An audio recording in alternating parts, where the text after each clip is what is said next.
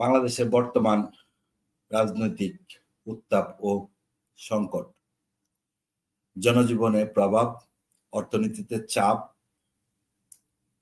ও আগামীর সিগন্যাল, এই নিয়ে আজ কথা বলবো। আসসালামু আলাইকুম প্রিয় দর্শক বিন্দু, স্বাগত আজকের লাইভ আড্ডায় 18তম পর্বতে। শিরোনামে আছে বাংলাদেশের বর্তমান উত্তেজনা ও রাজনৈতিক সংকট, জনমানসে প্রভাব ও আগামীর সম্ভাবনা। আপনারা দেখছেন দেশের রাজনৈতিক মঞ্চে প্রতি মুহূর্তে নাটকীয় পরিবর্তন আসছে। আন্দোলন, অবরোধের ঢেউ সরাসরি আঘাত হানছে আমাদের প্রশাসন, শিক্ষা প্রতিষ্ঠান, ব্যবসা বাণিজ্য ও সবচেয়ে বেশি সাধারণ খেটে খাওয়া মানুষের জনজীবনে। আজকের এই বিশেষ আলোচনায় আমরা গভীরভাবে অনুসন্ধানের মাধ্যমে বুঝতে চেষ্টা করব এই উত্তপ্ত রাজনৈতিক পরিবেশে আসলে কোন দিকে যাচ্ছে, সামনে কি বড় কোনো পরিবর্তনের ইঙ্গিত আছে, এবং এই কঠিন পরিস্থিতিতে সাধারণ মানুষ তাদের জীবনকে কিভাবে দেখছে। আজকের অতিথিদের সঙ্গে থাকবো আমি মামুন খান, আমাদের সাথে আছে MS মেগাওয়ার নেট হাউস, যারা সারা বাংলাদেশেই যে তারা নেট এবং কাঁটাতার সহ নিত্য প্রয়োজনীয় সিকিউরিটি ফেন্সিং ডেলিভারি দিয়ে থাকে। আর আপনাদের গুরুত্বপূর্ণ প্রশ্ন, মন্তব্য ও বিশ্লেষণ নিয়েই পুরো আলোচনায় হবে আরো সমৃদ্ধ। আশা করছি আপনার মূল্যবান সময় দিয়ে শুরু থেকে শেষ পর্যন্ত আমাদের সাথে থাকবেন। চলুন আলোচনা শুরু করি। এই মুহূর্তে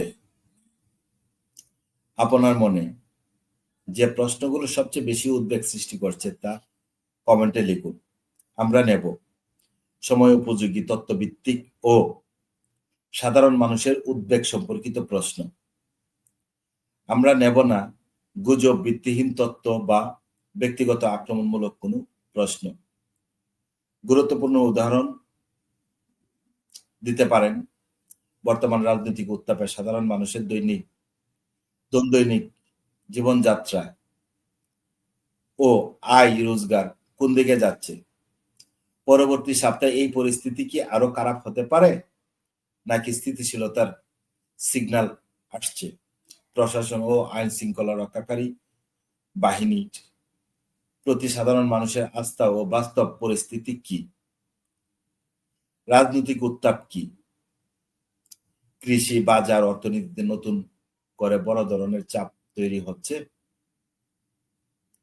এই পরিস্থিতি বিদেশি বিনিয়োগ বা বিনিয়োগকারী ও আন্তর্জাতিক মহল বাংলাদেশকে কিভাবে দেখছে, এই নিয়ে আজকে আমরা আলোচনা করব। আমাদের সাথে আমাদের প্রিয় ভাই এনামুল ভাই আছেন।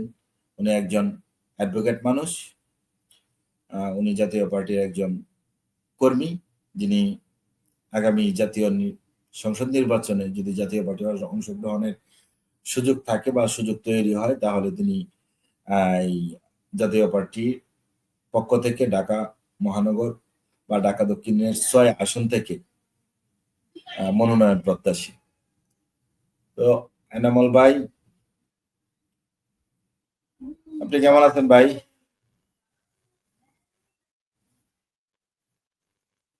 এনামুল ভাই কি শুনতে পাচ্ছেন আমাদের?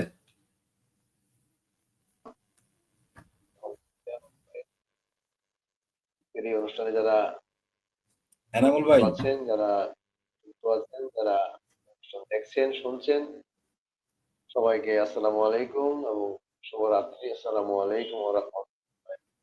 আলহামদুলিল্লাহ। মামুন ভাই কেমন আছেন? জি আছে, আলহামদুলিল্লাহ। ভালো আছি।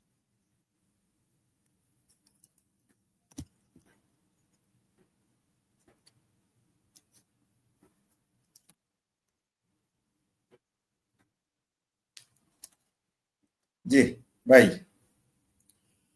আমাদের নিয়মিত আড্ডা আজকে দেখতে দেখতে 18তম পর্বে আমরা চলে এসেছি।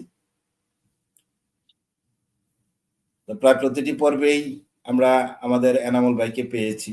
এনামুল ভাইয়ের সঙ্গে কথা বলেছি। ওনার সুচিন্তিত মতামত আমাদের এই আড্ডাকে আরো প্রাণবন্ত করে তুলেছে। ভাই, বর্তমান রাজনৈতিক সংঘাতকে আপনি কি কেবল ক্ষমতার দখলের লড়াই হিসাবে দেখছেন, নাকি এর পেছনে নীতিগত বা আদর্শগত কোনো গভীর দ্বন্দ্ব কাজ করছে?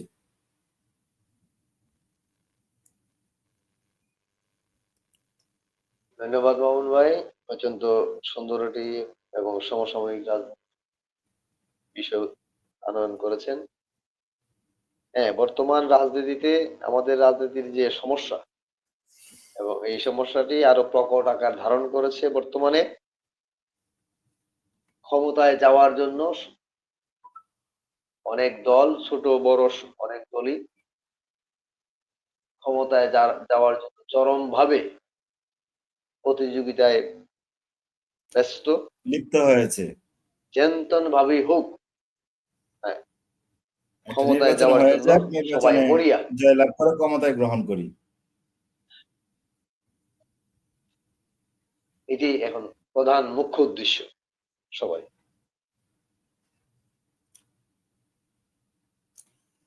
অ্যাকচুয়ালি আমাদের ইয়াটা থাকে জনগণকে নিয়েই, যে আপনার যে অসাধারণ জনগণ, সেই জনগণের আসলে কি পরিণতি বা কি উপায়?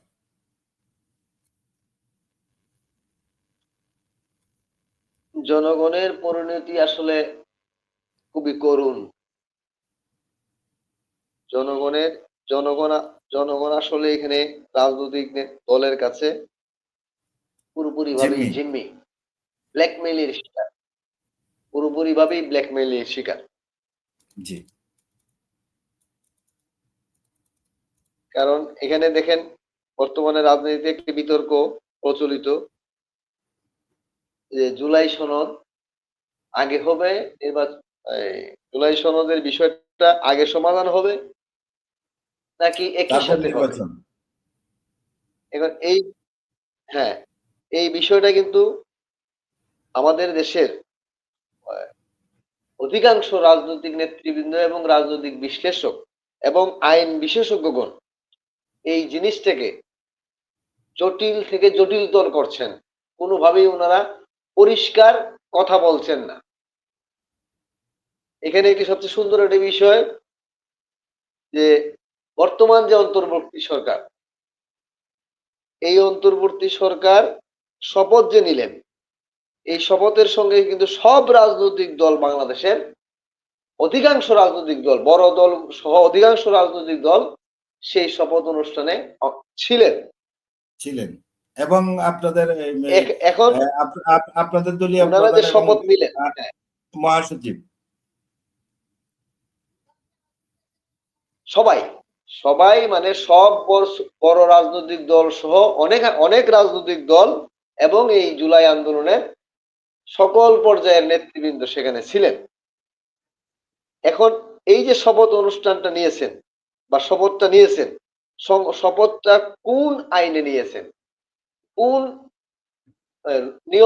নিয়মে নিয়েছেন, এই বিষয়টা নিয়ে কোনো বিশ্লেষক কিন্তু পরিষ্কারভাবে কিছু বলতেছেন না।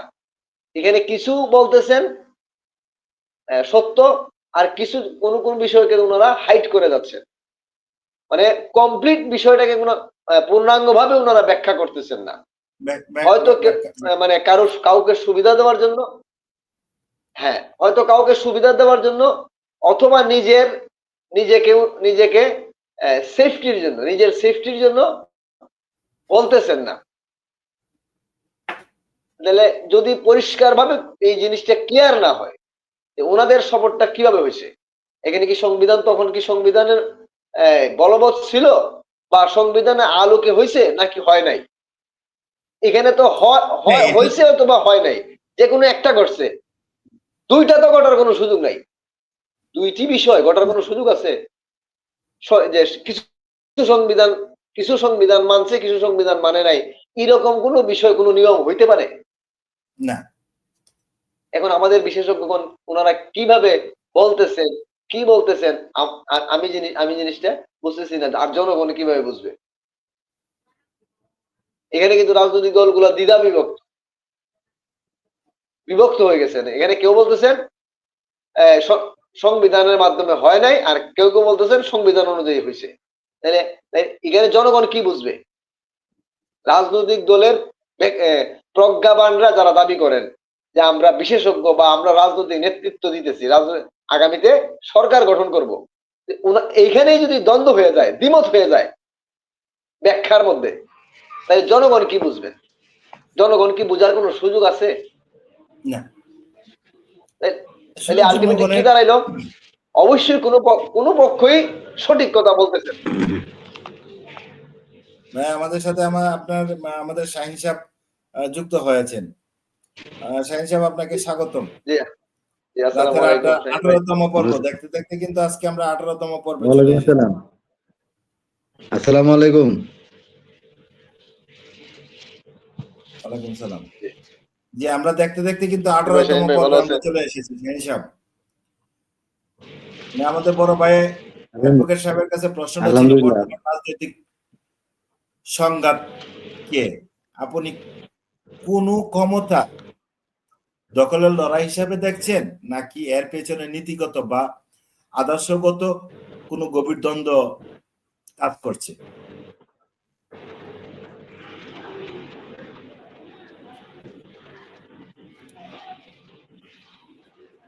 শাহিন সাহেব, আসসালামু আলাইকুম।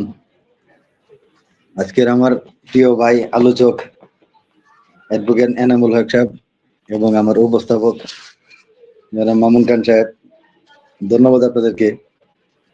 আপনি যে কথাটা একটু আগে বললেন যে প্রশ্নটা আমার উপরে, যে তার আগে প্রশ্নটা আপনাকে স্মরণ করায় দিই, আজকের পর্বটা আমরা সাজিয়েছি বাংলাদেশের বর্তমান রাজনৈতিক উত্তাপ ও সংকট, জনজীবনের প্রভাব, অর্থনীতিতে চাপ ও আগামীর সিগন্যাল। চারটা শব্দের উপরে। জি, বুঝতে পারছি আপনার প্রশ্নটা। না প্রশ্ন না, মানে আমাদের যে আজকে পর্বটা সাজিয়েছি বাংলাদেশে বর্তমান রাজনৈতিক উত্তাপ ও সংকট, জনজীবনের প্রভাব, মানে এই রাজনৈতিক উত্তাপ এবং সংকটের প্রভাব, অর্থনীতিতে চাপ, আগামীর সিগন্যাল কি, এ নিয়ে সাজানো। ধন্যবাদ মামুন ভাই, আজকে সুন্দর একটা প্রশ্ন করলেন।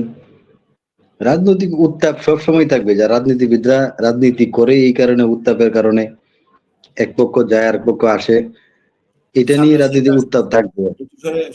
শরীরেরও একটু তাপ দরকার আছে, যেহেতু সামনে শীত। শরীরের তাপ দরকার আছে, পাশাপাশি রাজনীতির একটা ব্যাকগ্রাউন্ডের একটা তাপ আছে। আপনার পিছিয়ে পড়া এই তাপটাই তো রাজনীতিবিদরা সামনে, শরীরকে উত্তপ্ত করবে, উষ্ণতা দেবে। সেটাই আমি সেটার দিকে আসছি। জি, এখন উত্তাপের কথা যে কথাটা বললেন, এখানে আমার দ্বিমত করার কিছু নাই।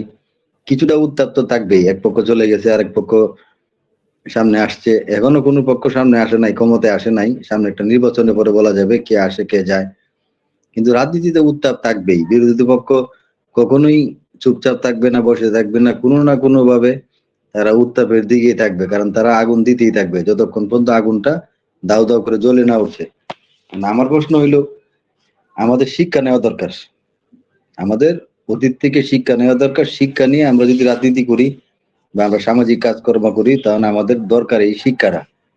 এই শিক্ষাটা আপনি বিভিন্ন ভাবে নিতে পারেন, রাজনৈতিক ভাবে নিতে পারেন, অর্থনৈতিক ভাবে নিতে পারেন এবং সামাজিক ভাবে নিতে পারেন। অর্থনীতির যে বোঝাটা আমাদের উপর আসছে, কিছুটা অর্থনীতি কিছুটা চাপে আছে, কারণ এটাই স্বাভাবিক। একটা নির্বাচিত সরকার না থাকলে দেশে যা হয়, একটা আমরা যারা ব্যবসা করি আমরা বুঝি, নির্বাচিত সরকার থাকলে ব্যবসায় প্রফিট আসে, কারণ ব্যবসা ভালো হয়। আর নির্বাচিত সরকার না থাকলে অনেক বিনিয়োগকারীরা এখানে বিনিয়োগ করতে আগ্রহ দেখায় না। আর এটাই স্বাভাবিক, কারণ তারা তো আর নির্বাচিত না, তারা তো কোনো সিদ্ধান্ত এককভাবে নিতে পারেন না। পার্লামেন্টের সিদ্ধান্ত একটা, আর আপনার পার্লামেন্টের বাইরের সিদ্ধান্ত একটা। সুতরাং এখন আপাতত তারা খণ্ডকালীন একটা সরকারে আছে, তারা দেশটাকে পরিচালনা করবে নির্বাচনমুখী করার জন্য। মানুষের জানমালের নিরাপত্তা, দেশের অর্থনৈতিক জায়গাটাকে সচল রাখা, আর একটা নির্বাচনের দিকে তাদের তিনটা এজেন্ডা। এক হইলো যারা পালিয়ে গেছে, যে সরকার, তাদের উৎপাতটা দমন করা। অর্থনৈতিক চাকাটা সঠিক রাখা এবং সামনে নির্বাচনের দিকে মানুষকে নিয়ে যাওয়া, তাদের মূল কাজ হলো এটা। এখন তারা এইটার থেকে যদি বিচ্যুত হয়ে যায় তখন জনগণই তাদেরকে জবাব দিবে। এখানে আপনি আমার বলার কিছু নাই। আমরা যা চারপাশে দেখছি, আমি আজকে যে কথাটা মাথায় নিয়ে এখানে বসছি, আমাদের বিভিন্ন অসঙ্গতির কথা আমরা এখানে তুলে ধরি মাঝে মধ্যে, কিন্তু আমাদের সমাধান কি? আজকে আমি একটা নিউজ দেখলাম, মামুন ভাইয়ের নিজ উপজেলা, আমার পার্শ্ববর্তী উপজেলা তারাইলের সম্ভবত এখন সিজনালি কিছু কাজ আছে, যে সরকারের কিছু কাজ থাকে, শুকনা মৌসুমে এই কাজগুলি থাকে বরাদ্দের জন্য। এই টাকা নিয়ে হরিলুট। এখন তো কোনো সরকার ক্ষমতা নাই, এখন তো কোনো দলীয় সরকার ক্ষমতা নাই। এখন এই সময় এসে আমাকে দেখতে হচ্ছে টাকা নিয়ে হরিলুট। এই চেয়ারম্যানরা প্রকল্পের কাজ না করেও অনেক টাকা হাতিয়ে নিচ্ছেন। এখন এই চেয়ারম্যানদেরকে এই টাকা নেওয়ার পিছনে সাহায্য সহযোগিতা কে করছে? চেয়ারম্যানটা তো এককভাবে টাকাটা নিয়ে যায় না, চেয়ারম্যানের জন্য আসছে, এখানে আইনি প্রসেস আছে, বিভিন্ন প্রক্রিয়া আছে। আপনি একটা প্রকল্পের কাজ করলে একজন প্রকল্প অফিসার আছে, একজন পিআইও আছে, একজন উপজেলা নির্বাহী কর্মকর্তা, তাদের 3 জন এবং আরো অন্যান্য ডিপার্টমেন্ট আছে, আমি এত কিছু জানি না। এখন আমার আজকে আপনাদের এই যে সাদেকুর রহমান রতন নামে একজন আছে, সাংস্কৃতিক ব্যক্তিত্ব এবং সে একজন সাংবাদিক, তার এই ফেসবুক পোস্ট থেকে আমি দেখলাম যে এই হরিলুটটা তারাই সে নিউজটা করলো আর কি। এখন আমার কথা হইলো, এখন তো নির্বাচিত কোনো সরকার নাই, তাহলে এখন লুটপাটটা করে কে? এখন তদারকি করার দায়িত্ব কার? এখন সম্পূর্ণ সরকারি ব্যক্তি যারা আছে, উপজেলা নির্বাহী কর্মকর্তা, এই যে উপজেলা নির্বাহী কর্মকর্তা একজন আছেন, তাদের উপরে আমরা একবার যদি নজর দেই, তারা কি পরিমাণ উদাসীনতার পরিচয় দেয় এবং কি পরিমাণ দায়িত্বশীলতার পরিচয় দেয়, এটা আমরা সরজমিনে গেলে যারা এখানে কাজ করে তারা বুঝতে পারে। এখন উপজেলার নির্বাহী কর্মকর্তার আদেশ ছাড়া তো এই প্রকল্পের কাজটা আপনার হ্যান্ডওভার হয় নাই, টাকাটা বিলটা উঠায় নাই। একজন পিআইও আছে, যিনি প্রকল্প বাস্তবায়ন কর্মকর্তা, সে সরজমিনে না গিয়া কি করে সাইন দিল, টাকাটা উঠাইলো কে, কিভাবে উঠাইলো? চুর তো চুরি করবে ভাই, আপনার ঘরের দরজা খোলা, তখন চুর আসতে আর কোনো বাধা থাকলো না, চুর চুরি করে নিয়ে যাবে, আপনি ধরতে পারলে চুর, আর না ধরতে পারলে নিয়ে গেল। আমি এদেরকে ক্রেডিট দিই যারা টাকাটা উঠায় নিছে, কারণ তারা সূক্ষ্মভাবে টাকাটা উড়ায় নিছে। যারা সহায়তা করছে তাদেরকে আগে আইনে আওতায় আনতে হবে, তাদের জবাবদিহিটা আগে করতে হবে। চেয়ারম্যানকে দোষী তো লাভ নাই, দোষটা দিতে হবে যারা চেয়ারম্যানকে এই টাকাটা নেওয়ার জন্য প্রলুব্ধ করছে বা টাকাটা দেওয়ার জন্য টাকাটা দিছে, যারা যাদের সাইনে, এখন তাদেরকে আপনি জবাবদিহির আওতায় আনতে পারেন। আরেকটা কথা আমি আজকে মাথায় নিয়ে এখানে বসছিলাম, আমি আমার কৃষকের দিকে তাকাই, আমার গ্রামগঞ্জের 80% মানুষই কৃষক, আর যারা একটু ভালো পজিশনে আছে, চাকরি বাকরি করে, তারা সকলেই গ্রাম ছেড়ে শহরে চলে আসছে। তাদেরও গ্রামের প্রতি কোনো দায়বদ্ধতা নাই। আর অন্য যারা নাগরিক আছে, যারা ব্যবসা করে, বড় বড় ব্যবসা আছে, সকলে একটু এস্টাবলিশ হইলেই পরে গ্রাম থেকে শহরে চলে আসে। এই যে গ্রামের কৃষকের ফসল খেয়ে আমরা বড় হইলাম, ছোট থেকে যখন বড় হইলাম, তারপরে সে আমি শহরে আসলাম, এই কৃষকের প্রতি আমাদের কারো কোনো দায়বদ্ধতা নাই, না রাষ্ট্রের, না জনগণের, না যারা গ্রামের কৃষি সন্তান যারা বলি আমরা। আমি তো কৃষি সন্তান বলার আমি কোনো যুক্তিকতা মনে করি না। সে যদি সব দিক দিয়ে কৃতিত্ব না দেখাইতে পারে। আমার এখানে একজন অফিসার ছিলেন, সরকারি অফিসার, উনি ইন্টারমিডিয়েট পর্যন্ত গ্রামে থেকে পড়াশোনা করে তারপরে পড়াশোনার জন্য শহরে এসে একটা ভালো পজিশনে গিয়ে তারপর একটা বড় চাকরি করে শহরে এস্টাবলিশ হয়ে গেলেন এবং কয়েকটা বাড়িও ঢাকা শহরে আছে। কিন্তু এই ব্যক্তিটা মৃত্যুর আগে আর কোনোদিন, হয়তো 5 বছর 7 বছর পরে একবার গ্রামে যাইতেন একদিনের জন্য, আবার চলে আসতেন। আপনার এই গ্রামের কাদা মাটি, গ্রামের ফসলের জমি ফসল আপনার প্রতি একটা ঋণই হয়ে গেল না তাদের প্রতি? এই ঋণটা তুমি শোধ করতে পারলেন না। এই ঋণটা তো তাদের এই গ্রামের কাদা মাটি পেরে আপনার এই পাড়িয়ে স্কুলে গেলেন, স্কুলের প্রতি একটা দায়বদ্ধতা শিক্ষকদের প্রতি আছে, কৃষকদের প্রতি আছে, গ্রামের মানুষদের সহানুভূতির প্রতি আছে। কিন্তু আপনি দেখাইলেন না, আপনি শেষ জীবনে ওসিয়ত করে গেলেন, যেটা আমরা ময়মনসিংহের ভাষায় বলি ওসিয়ত, মৃত্যুর সময় আমার লাশটা আমার গ্রামের বাড়ি দাফন করো। এখন আমরা লাশটা গ্রামের বাড়ি নেওয়া লাগে, আপনি টাকা না বাড়ি করছেন, 5 তলা 10 তলা বাড়ি করছেন, বাড়ির নিচে একটা কবরস্থান বানান, এইখানেই থাকেন, গ্রামের মানুষ আর আপনাকে চায় না, দরকার নাই। এখন শেষ জীবন আপনার কবরটা পাহারা দিবে কে? আমি এটাও দেখছি, তার কবরে হাঁটু পরিমাণ পানি। শহরে 5 তলা বিল্ডিং এ 10 তলা বিল্ডিং এ থাকতে হয়েছি এবং টোটালি কোটি টাকার মালিক, কিন্তু এখন শেষ সময়ে উনি কবরে যে শুয়ে আছেন, এই কবরটার উপর হাঁটু পানি, হাঁটু পানি, সোজা কথা, বন্যার সময় হাঁটু পানি হয়, বৃষ্টির সময়, এখন এই পানি পরিষ্কার কে করে?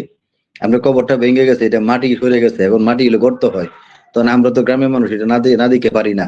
আমরা হয়তো কেউ না কেউ গিয়ে একটু মাটি দিয়ে কবরটা গুছায় রাখছি। তাই সুতরাং আমার কথা হইলো, এই যে কৃষক আমাদের জন্য সোনালী ফসল, বিভিন্ন ফসল, ধান থেকে শুরু করে সবজি যা বলেন সবকিছু কৃষকরা ফলায় দেয়, আমরা শহরে এসে ভোগ করি। কৃষকের জন্য কোনো কোটা নাই, কৃষকের জন্য কোনো আন্দোলন নাই, কৃষকের কোনো অভিযোগও নাই। চারটা ডাল ভাত খেয়ে সে সারাদিন মাঠে কাজ করে বাজার আনে খায়, ঘুমায়, তার কোনো আন্দোলন নাই। আন্দোলন শুধু আমরা রাজনীতিবিদরাই, শুধু আমাদেরই। আর আমরাই এটাকে এস্টাবলিশ করি। আর আমরা এটা করি কেন? আমাদের এই প্রফেশনাল হয়ে গেছে এটা। আমাদের প্রবাসীদের কথা বলি, না এটা প্রবাসীরা আমরা যারা বাংলাদেশে থাকে, যারা অপরাধ করে, এটা শাহিন সাহেব, আমি এটা করার করার পিছনে কি বড় কারণ হলো মানব সেবা থেকে মানব কল্যাণে নিজেকে নিযুক্তি করার থেকে নিজেকে এস্টাবলিশ করা, হ্যাঁ এক কথা যেটা মানে হ্যাঁ বাংলা যেটা বলে আঙ্গুল ফুলে কলা গাছ হওয়া আর কি। আপনার ছোট ছোট এটার পিছনে মূল কারণ আপনার সদিচ্ছা, আপনার সেবার মহিমান্বিত সেবার ত্যাগটা আপনার ভিতরে না থাকা, এই শিক্ষাটা আপনি পান নাই। কিন্তু কোন একজন, আমরা যখন স্কুলে পড়ি বা এই মাদ্রাসায় পড়ি অথবা আমরা যখন বিশ্ববিদ্যালয়ে পড়ি, কোন শিক্ষক তো এই কথা বলে না যে তুমি যখন পরিপূর্ণ এস্টাবলিশ হয়ে যাবে তখন তুমি গ্রামের দিকে পাড়া দিও না, মানুষকে দেখো না। সবাই তো মানবতার কথা বলে, কিন্তু আমি শিক্ষাটাকে নিতে পারছি, আমার ভিতর কি এটা রাখতে পারছি যে আমি একজন বড় অফিসার বা আমি একজন টাকাওয়ালা, আমি যেভাবেই হোক আমি এখন ভালো অবস্থানে আছি, গ্রামের মানুষের প্রতি আমার দায়বদ্ধতা কেন থাকবে না? এটা আমাকে নিজেকে শুধরাতে হবে, আমার নিজেকে শুধরাতে হবে। আমি যেন বারবার গ্রামের দিকে ফিরে যাই, গ্রামের কাদামাটির গন্ধটা যেন আমি নাকে নেই এবং মানুষের দুঃখ দুর্দশার কথা শুনি। এরা বেশি কিছু চায় না, আপনি যাবেন আসবেন, আপনি তাদের সাথে দুই চারটা কথা বলবেন, একটু চা খাবেন, চলে আসবেন, একটু খোঁজ খবর নেই, এরা এতেই খুশি। আপনি গেলেই যে আপনি টাকা চাইবে এটা কোনো কথা না। একটু আগে আপনি বলছিলেন যে ইউনোর কথা বা সরকারি আরো উচ্চ পর্যায়ের কিছু কর্মকর্তার কথা বলছিলেন। তো এখানে একটা জিনিস মানে ইয়া ধরেন আপনার একজন বিসিএস ক্যাডার হয়ে আপনার যে কোনো একটা উপজেলায় গেল, কোনো না কোনো টিচারের মাধ্যমে সে তো বিসিএস ক্যাডার হয়েছে, কোনো না কোনো শিক্ষকের মাধ্যমে তো সে এই পর্যন্ত এস্টাবলিশড যে জায়গাটা তৈরি করেছে কোনো না কোনো শিক্ষকের। তো আপনার ধরেন কিশোরগঞ্জ থেকে আপনি গেলেন আমার পাশের উপজেলায় বললাম ইটনা গেলেন, কিংবা আপনার এই যে নান্দাইল উপজেলায় আপনার করলেন, যাওয়ার পর ওইখানে আপনার ওইখানেও তো শিক্ষক আছে, ওই শিক্ষকরাও কি তাদের হাত থেকে ছাড় পাচ্ছে কি? মানে কোনো একটা আমি বিষয়ে আমি এই মূল জায়গাটাতে আসি, আমি আপনার মূল জায়গাটাতে আসি। আপনি যে কথাটা বলছেন যে প্রত্যেকটা উপজেলাতে তো শিক্ষক আছে, প্রত্যেকটা গ্রামে শিক্ষক আছে, আপনি কোনো না কোনো শিক্ষকের আদর্শ, কোনো না শিক্ষকের আদর্শ, পড়াশোনা হ্যাঁ। থেকে তো আপনি এখানে মানুষ হয়েছেন এবং এই শিক্ষকরা আপনাকে দিনরাত পরিশ্রম করে আপনাকে মানুষ করেছেন। সুতরাং আপনার দায়বদ্ধতা কোথায়? শিক্ষকদের প্রতি আপনার মর্যাদাটা কোথায়? দায়বদ্ধতা কোথায়? তাদের জন্য আপনার কি করা? একটা প্রাইমারি স্কুলের শিক্ষক তার সীমাবদ্ধ সর্বোচ্চ কোন পর্যন্ত? হেড টিচার পর্যন্ত, তার আর কোনো প্রমোশন নাই।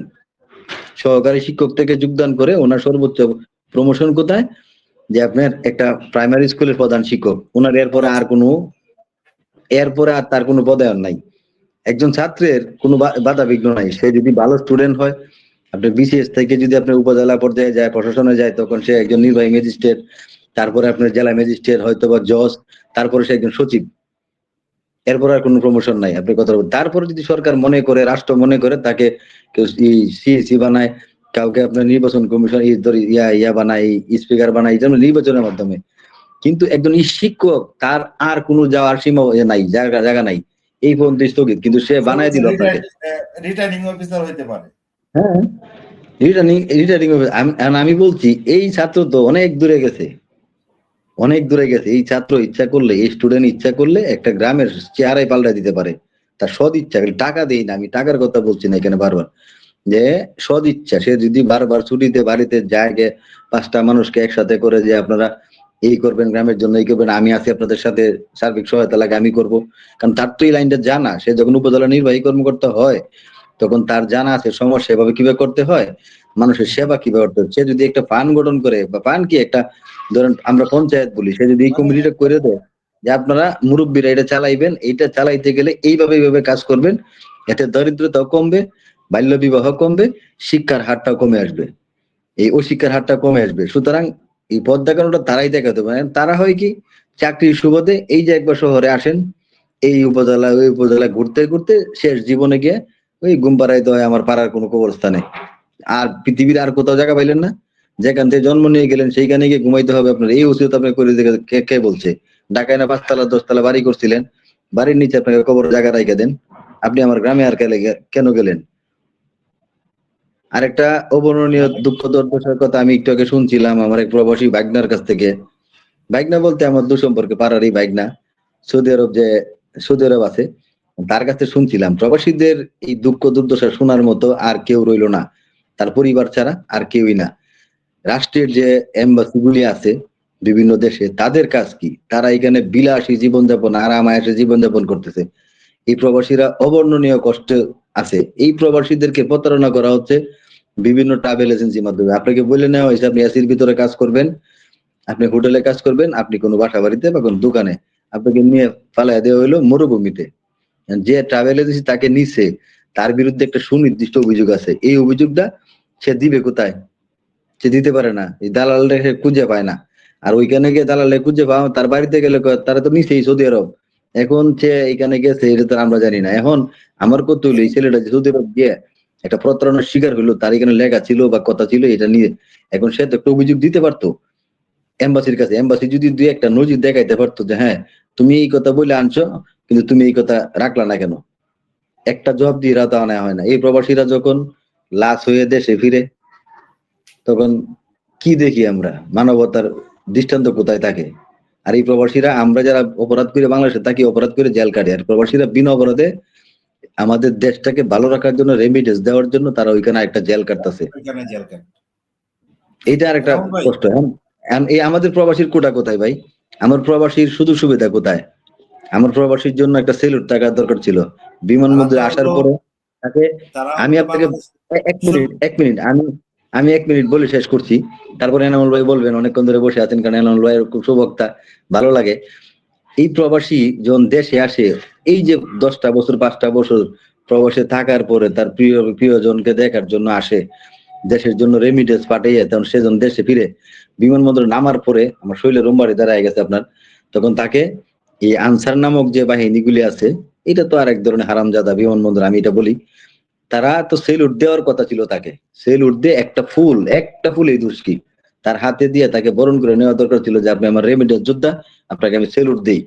আপনার কি শুধু, আপনি কোথায়, আপনার বাড়ি কোথায়, আপনি কোথায় যাবেন, পরিবহন সরকারি পরিবহন আছে, আপনি ন্যায্য ভাড়াটা তাকে দিবেন। এটা তো আনসার না, ন্যায্য এটা ভাড়া আমার এটা তো আমার শুধু বিমানবন্দরে আমার এই বিমানবন্দর সেলুটটা তো প্রত্যেকটা, শুধু আনসার, আমি একটা আছি, আনসাররা না, আমি আমি এটার আমি আছে। শেষ করছি। আনসারের কথা আপনি পরে আসেন, আমি শেষ কথাটা শেষ করি।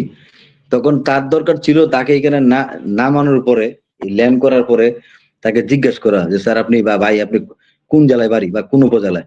তো ঠিক আছে আমার বাড়ি কুমিল্লা উপজেলায়। তা কুমিল্লা, তাইলে এই ফ্লাইটে আর কয়জন আসছে? বা নেক্সট আর একটা ফ্লাইট আসতেছে আধা ঘন্টা পরে, তাহলে একটু বসেন, আরো 3 জন আসতেছে, আপনার 4 জনকে একসাথে কুমিল্লা সরকারি একটা গাড়িতে পাঠাবো। এই যেখানে পাবলিক পরিবহনে ভাড়া আছে 8,000 টাকা, আপনার জন্য সরকার নির্ধারিত করেছে 6,000 টাকা। আপনি 6,000 টাকা ভাড়া দিবেন এবং সরকারি খরচে, এবং প্রত্যেকটা উপজেলায় সে পৌঁছানোর পরে সে যদি কোনো বিপদের সম্মুখীন হয়, তাৎক্ষণিক ওই উপজেলায় ওই থানার এই ভারপ্রাপ্ত কর্মকর্তা যিনি আছেন, তার নাম্বারটা সাথে দিয়ে দেওয়া, আপনি বিপদে বলে তাৎক্ষণিক কল দিবেন, আপনার জন্য আলাদা একটা ব্যবস্থা থাকবে। ব্যবস্থা সুতরাং থাকে। এই প্রবাসীরে আমার দেশটাকে ভালো রাখতে হইলে, এই প্রবাসী রেমিটে যদি আমি খেয়ে থাকি, আমার দেশ যদি খেয়ে থাকে, তাহলে এই প্রবাসীর জন্য আলাদা একটা সুযোগ সুবিধা দেওয়া দরকার। এই প্রবাসীরা আমাদের সূর্য সন্তান, আমাদের আরেকটা অর্থনীতির চাকা, এরা একটা আমাদের স্বর্ণের খনি। আপনি এটা মাথায় রাখবেন। ধন্যবাদ ভাই। জি এনামুল ভাই, কথা প্রসঙ্গে আমাদের শাহিন সাহেব বলছিলেন যে আসলে যে প্রবাসীরা যারা আছে ওরা আমাদের সোনার খনি, নাকি জুলাই যোদ্ধারা আমাদের সোনার খনি, কিংবা 1971 সালে যারা এই 30 লক্ষ শহীদের বিনিময়ে অর্জিত বাংলার যে স্বাধীনতা এনেছে তারা সোনার খনি, মানে কাদেরকে মূল্যায়নটা আমরা সোনার বেশি খনি করতে চাচ্ছি? তো মূল্যায়নটা জুলাই যোদ্ধারা যোদ্ধারা যেমন সোনার খনি, ৭১-এর যোদ্ধারাও সোনার খনি। আবার এই যারা প্রবাসে আছে এরা তো অবশ্যই ফার্স্ট প্রায়োরিটি তাদেরকে দিতে হবে, কারণ কারণ তারাটা চলমান, তাদের তারাটা তো চলমান। হ্যাঁ চলমান, হ্যাঁ চলমান, অবশ্যই চলমান, কন্টিনিউয়াসলি তারা মোহন ভাই, ওখানে থেকে টাকা মোহন ভাই, পাঠাইতেছে। আমি ভাই আমি এক মিনিট, এক মিনিট। এই তিনটাকে একসাথে করবেন না, তিন জায়গায়, তিনটা সেক্টর, তিন জায়গায় প্রবাসীরা একটা এক ক্যাটাগরিতে, মুক্তিযোদ্ধারা আরেক ক্যাটাগরিতে, আর জুলাইয়ের আন্দোলনের যোদ্ধারা হলো আরেক ক্যাটাগরিতে। জুলাই আন্দোলন একটা সরকারের বিরুদ্ধে বিপ্লব করে একটা সরকারকে হটিয়ে দিয়েছে, আর প্রবাসীরা সবসময় আমার দেশের জন্য কল্যাণ বয়ে আনে। আর মুক্তিযোদ্ধারা, আমাদের মহান মুক্তিযোদ্ধারা যারা, তারা ছিল জাতির শ্রেষ্ঠ সন্তান, তারা আমাদের জন্য একটা স্বাধীন ভূখণ্ড রেখে গেছেন, সুতরাং তাদের ত্যাগ অপরিসীম। ত্যাগ কোনোটাই মানে ছোট করে দেখার ক্যাটাগরি, মতো কোনো আপনি বিষয় না। ক্যাটাগরি যেটা ভাগ হলো, করেন, সমস্যা নাই। যেটা হলো ক্যাটাগরি আপনার আপনি চলমান, আপনি ভাগ চলমান আছে, করেন, তাকে যেমন আপনি কিভাবে মানে অবহেলা স- করবেন? ধরেন স্মরণের বিগত মধ্যে, সরকারের আমলে মুক্তিযোদ্ধাদের জন্য আপনার হ্যাঁ যেমন একটা স্পেশাল চেয়ার থাকতো, ইউন অফিসে একটা স্পেশাল ইয়া থাকতো। কিন্তু এই যে আমাদের যে 1 মাস 2 মাস 3 মাস যদি প্রবাসীরা যদি রেমিটেন্স পাঠানো বন্ধ করে দেয়, বাংলাদেশের অবস্থা খুব শোচনীয় পর্যায়ে চলে যাবে। এটা কিন্তু বাস্তবতা। কিন্তু তারা তো তা করতেছে না। তাদেরকে কি আমরা ওইভাবে না, তারা করবেও না, মূল্যায়িত করতে তারা পারছি? তারা তা করবে না, কারণ তারা করবে না, তাদের তাদের দেশের প্রতি একটা দায়বদ্ধতা আছে, তারা দেশটাকে ভালোবাসে, এই কারণে তারা করে না। তারা যদি 1 মাস 2 মাস রেমিটেন্স বন্ধ রাখে, তাদের খুব আপনারা একটা কামড়ি কুটে তা না, কিন্তু তারা শাহিন সাহেব, দেশটাকে ভালোবেসে শাহিন সারা সাহেব, প্রবাসে থাকলেও, জুলাই আমি কথা আসছি, একটু যোগ করে দিই, তারা যদি প্রবাসে থাকেও শত কষ্টের মাঝেও, তারপরও দিন শেষে যখন বাসায় আসে, তখন তার কোনো একটা রুমে আসে, তখন সে ওই মাতৃভূমির কথাটা চিন্তা করে 2 ফোঁটা চোখে জল ফেলায়, এবং চিন্তা করে যে আমি রাগ করলে কি হবে, আমার এটা তো আমার আমি দেশ, আমি আপনার সুতরাং আমি রেমিটেন্স সুবিধার্থে পাঠাইতে আরেকটা হবে। জিনিস আমি অ্যাড করে দিতে চাচ্ছি। এই এই প্রবাসীরা জুলাই আগস্ট অগ্রণী ভূমিকা পালন করছে। তারা হুম। রেমিটেন্স পাঠানো বন্ধ হ্যাঁ, করে দিয়েছে কিছুদিনের জন্য। রেমিটেন্স শুধু খালি বন্ধ করে দেয় নাই, তারা প্রবাসীও আন্দোলন করছে বিভিন্ন প্রবাসীরা ইলেকট্রিক মিডিয়া, আন্দোলন করছে, মিডিয়ার মাধ্যমে, সেটা তো আছেই, কিন্তু নীরব ওই প্রতিবাদ। জায়গাটাও কিন্তু ভালো একটা নাড়া দিচ্ছে। কিন্তু হ্যাঁ, সরকারকে, সরকারের ভিত নাড়ায় দিছে তারা, এই প্রবাসীরা প্রবাসীরা বিশাল তবে একটা অবদান রাখছে এই জুলাই আন্দোলনে। আমরা এখানে যারা আছিলাম, আমরা সব প্রত্যক্ষ আন্দোলনে, আর তারা হইলো অর্থনৈতিক আন্দোলনে। যেমন খেলোয়াড়রা এই 1971 সালে কোন একটা সময় বিভিন্ন জায়গায় ম্যাচ খেলতো, এই মুক্তিযুদ্ধের স্মরণে কিছু ফান্ড গঠন করতো, এরাও কিন্তু এক ধরনের যোদ্ধা। সুতরাং প্রবাসীরা কিন্তু আমার দেশের অর্থনীতি সচল রাখার জন্য সবসময় চেষ্টা করে, দেশটা ভালো থাকার চেষ্টা করে। এবং তালিকায় কিন্তু সক্রিয়, দেশে একটা বড় আসার একটা পরে, তালিকায় সক্রিয়। দেশে জি, আসার পরে বিনয় ভাই, তারা যে আপ্যায়নটা ব্যবহারটা পায়, এইটা আমি সন্তুষ্ট না, এবং এটা তারাও সন্তুষ্ট না। শাহিন ভাইয়ের কথাটা এই এই গুরুত্বপূর্ণ এবং সুন্দর একটা ঘটনা। আমি ওই ওই জায়গাটাই আসতে চাইছিলাম। এখানে জি, আপনি যদি জুলাই যোদ্ধা বলতে আপনি 5 জন 7 জন 10 জন না, জুলাই যোদ্ধার মধ্যে কিন্তু প্রতিটা প্রবাসী নাগরিক জড়িত। প্রবাসী নাগরিকরা কিন্তু যৌথভাবে সুন্দর করে গুছায় এবং তারা পরিকল্পিতভাবে কিন্তু এই আন্দোলনের সক্রিয় ভূমিকা পালন করছে। তারাও তো হ্যাঁ, জুলাই যোদ্ধা। তারা পৃথিবীর যে দেশে থাক, তারা একটা তারাই কিন্তু, কমিউনিটির মাধ্যমে একাত্মতা প্রকাশ করছে যে আমি রেমিটেন্স পাঠাবো না।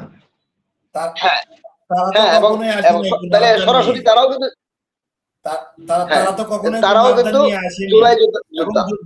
জুলাই যোদ্ধা হ্যাঁ, হিসাবে তারা স্বীকৃতিও চায়নি। তাহলে তাদের এই এই অবদান এই গুলো আপনি কথাটাই আমি আমি আপনি বলতে, কিভাবে অস্বীকার করবেন? হ্যাঁ তাইলে তাদের, আমি এই কারণে বলছি আমরা তাহলে ক্যাটাগরি তাদেরকে ভাগ কেন এত করতে পারবো, প্যারাসানি দিচ্ছেন? যেমন যেমন স্বর্ণের মধ্যে 21 ক্যারেট, 22 ক্যারেট, 24 ক্যারেট আছে। আপনি ক্যাটাগরি সবাই, সবাই সম্মানিত, সবাই যোদ্ধা। হ্যাঁ, এর মধ্যে আমরা ক্যাটাগরি ভাগ করতে পারি, সমস্যার কিছু নাই। কিন্তু ক্যাটাগরির ক্ষেত্রে আপনি প্রবাসীদের কথাটা যে বলছেন, যে শাহিন ভাই বলছেন যে প্রবাসীদের ব্যাপারটা কিন্তু অধিক গুরুত্বপূর্ণ এই কারণে, কারণ তারা প্রতিনিয়ত আপনার রেমিটেন্স পাঠাইতেছে। কারণ টাকা ছাড়া তো পেট চলে না, রাষ্ট্র চলে না, আমি সেটাই সমাজ চলে বলছিলাম, না। সেটা চলমান, প্রতিনিয়ত, এটা চলমান প্রক্রিয়া, হ্যাঁ এটা চলমান। এটি আসতেছি যে তারা কোন তারা করতেছে, আগেও করতেছে, এখনো করতেছে। আবার এই এই জুলাই আন্দোলনও তারা কিন্তু সরাসরি অংশগ্রহণ করেছে, সরাসরি, এবং গুরুত্বপূর্ণ একটা ভূমিকা পালন করছে। একটা সরকারকে হটাইতে গেলে যে প্রধান যে হাতিয়ারটা, যে অর্থনৈতিকভাবে তাকে চাপ দেওয়া, এই অর্থনৈতিক চাপটা কিন্তু প্রবাসীরা, সব প্রবাসীরা দিতে পারে। তাইলে এখানে একটা প্রধান ভূমিকা তারা পালন করছে। তারাও তো, তারারে কি আপনি যে জুলাই যুদ্ধের মধ্যে ফালাইবেন না, নাকি তারারে জুলাই যুদ্ধের থেকে বাদ করে দিবেন? তারাও তো জুলাই যোদ্ধা। ঠিক সেম ঘটনাটা কিন্তু 71 সালে শুধু যে ভারতে ট্রেনিং নিয়ে ভারতের বসে থেকে যুদ্ধ করছে যারা, তারাও মুক্তিযোদ্ধা। ভারতে যারা সহযোগিতা করছে তারাও মুক্তিযোদ্ধা না? আবার যারা ইউরোপ আমেরিকার ছিল, বিভিন্ন দেশে যারা ছিল, কূটনৈতিক পর্যায়ে যারা যারা আমাদেরকে সহযোগিতা করছে, এই দেশের জন্য কূটনৈতিক পলিসি করছে, বিভিন্ন ফান্ড ক্রিয়েট করছে। তারপরে এবারে একজন শিল্পী ছিল, বিদেশি একজন শিল্পী, সম্ভবত তার নামটা কি, জন হেরি, এই জাতীয় একজন নাম, একজন শিল্পী, গান গাইয়া কোটি কোটি ডলার, জন হেরি। উনি বিভিন্ন কনসার্ট করছে, বিভিন্ন জায়গাতে কনসার্ট করে কোটি কোটি টাকা ফান্ড ওনার মাধ্যমে ক্রিয়েট হয়েছে। এইগুলা আমাদের 71 স্বাধীনতা সংগ্রামের কাজে দেওয়া হয়েছে। হ্যাঁ, এরাও বিরাট ভূমিকা পালন করছে। আপনাকে আমি একটু থামাই, আমার একটা কথা মনে পড়ছে এই প্রসঙ্গে। ক্রমে আপনি যে যুদ্ধের কথা বললেন বা বিভিন্ন উদাহরণ টানলেন, আমি ছোট সময় আমি যখন গ্রামে থাকতাম, এই যে বসি দিয়ে মাছ মারতো, এই যে টানা বসি, যে কুট দুই সাইডে কুট মেরে তারপরে এটার মধ্যে দড়ি বেঁধে বিভিন্ন বসি ঝুলাইয়া বল মাছ, বা দিনের বেলা লাগতো শোল মাছ, রাতের বেলা বল মাছ লাগতো। তখন দিনের বেলা একটা বসি, একটা লার ছিল, এই লারের মধ্যে আমি টুপ দিছি, 4টা বসিতে আমি বইচা মাছ দিয়ে এটার মধ্যে গাইতে দিছি, পুঁটি মাছ দিয়ে, সরি, বাইতে দেওয়ার পরে একটা শোল মাছ লাগছে। আমি গাড়ির পাশেই ছিলাম, বাড়ির সামনে বিল, তখন আমি দৌড়াই গিয়ে মাছটা আনছি। আনার পরে আরেকজন দুষ্টকে দেখা দিছে, ওই যে দেখ তোরা লারেতে মাছ লিয়েছে। তখন এই ছেলের বাবা ওইটা জানে যে লারে কোনো টুপ ছিল না, সুতরাং খালি বসির মধ্যে আমি যখন টুপ দিছি তখন শোল মাছটা লাগছে। তখন আমি কইতেছি এই টুপ দিছি আমি, তখন হ্যাঁ কইতেছে বসিটা তো আমার, বসিটা তো আমার। আর আমি কইতেছি তোর বসি ঠিক আছে, কিন্তু তোর বসি তো টুপ নাই, আমি তো কাউন দিছি, তার সাথে মাছ লাগছে। হ্যাঁ কইতেছে তাইলে বসি তো আমার, এটার কোনো সমাধান আছে ভাই? বসি আপনার, টুপ দিছি আমি। এখন আমি পরে হাসতাছি, এখন মনে হইতাছে তখন তো ঝগড়া লাগছে। এক পর্যায়ে সিদ্ধান্ত হইলো মাছ 2 ভাগ করা হইব, বসির অর্ধেক আর আমার টুবের অর্ধেক। পরে আর বাপে কইতাছে না বাদিজা, তুমি ধরছো, তুমি টুব দিছো, আছে তুমি লয়ে যাও। কিন্তু এই যে আপনি যে কথাটা বলেন, উদাহরণটা সেম এরকমই। প্রবাসীরাও আমাদের জন্য বিশাল অবদান রাখছে এই জুলাই আন্দোলনে, এবং মুক্তিযুদ্ধের এই অবদান রাখছে। সুতরাং তাদেরকে ছোট করে দেখার সুযোগ নাই, তারা ফার্স্ট প্রায়োরিটি পায়, কারণ তাদের অর্থনৈতিক চাকাটা তাদের কাছ থেকে আমরা পাইছি। তারা অনেক গুরুত্বপূর্ণ ভূমিকা রাখছে প্রবাসীরা। এই কারণে বলতেছি যে কাউকে কোনো বিষয়টা কিন্তু ছোট করে দেখার সুযোগ, কিন্তু এনামুল ভাই, আপনাদের দুজনের জন্য একটা প্রশ্ন রাখতে চাই। এই অস্থির পরিস্থিতিতে বড় রাজনৈতিক দলগুলোর নেতৃত্বের দূরদর্শিতা অভাব, না কি সংকট, এই সংকট সমাধানের তাদের ভূমিকা কতটুকু দরকার বা গঠনমূলক হওয়া উচিত?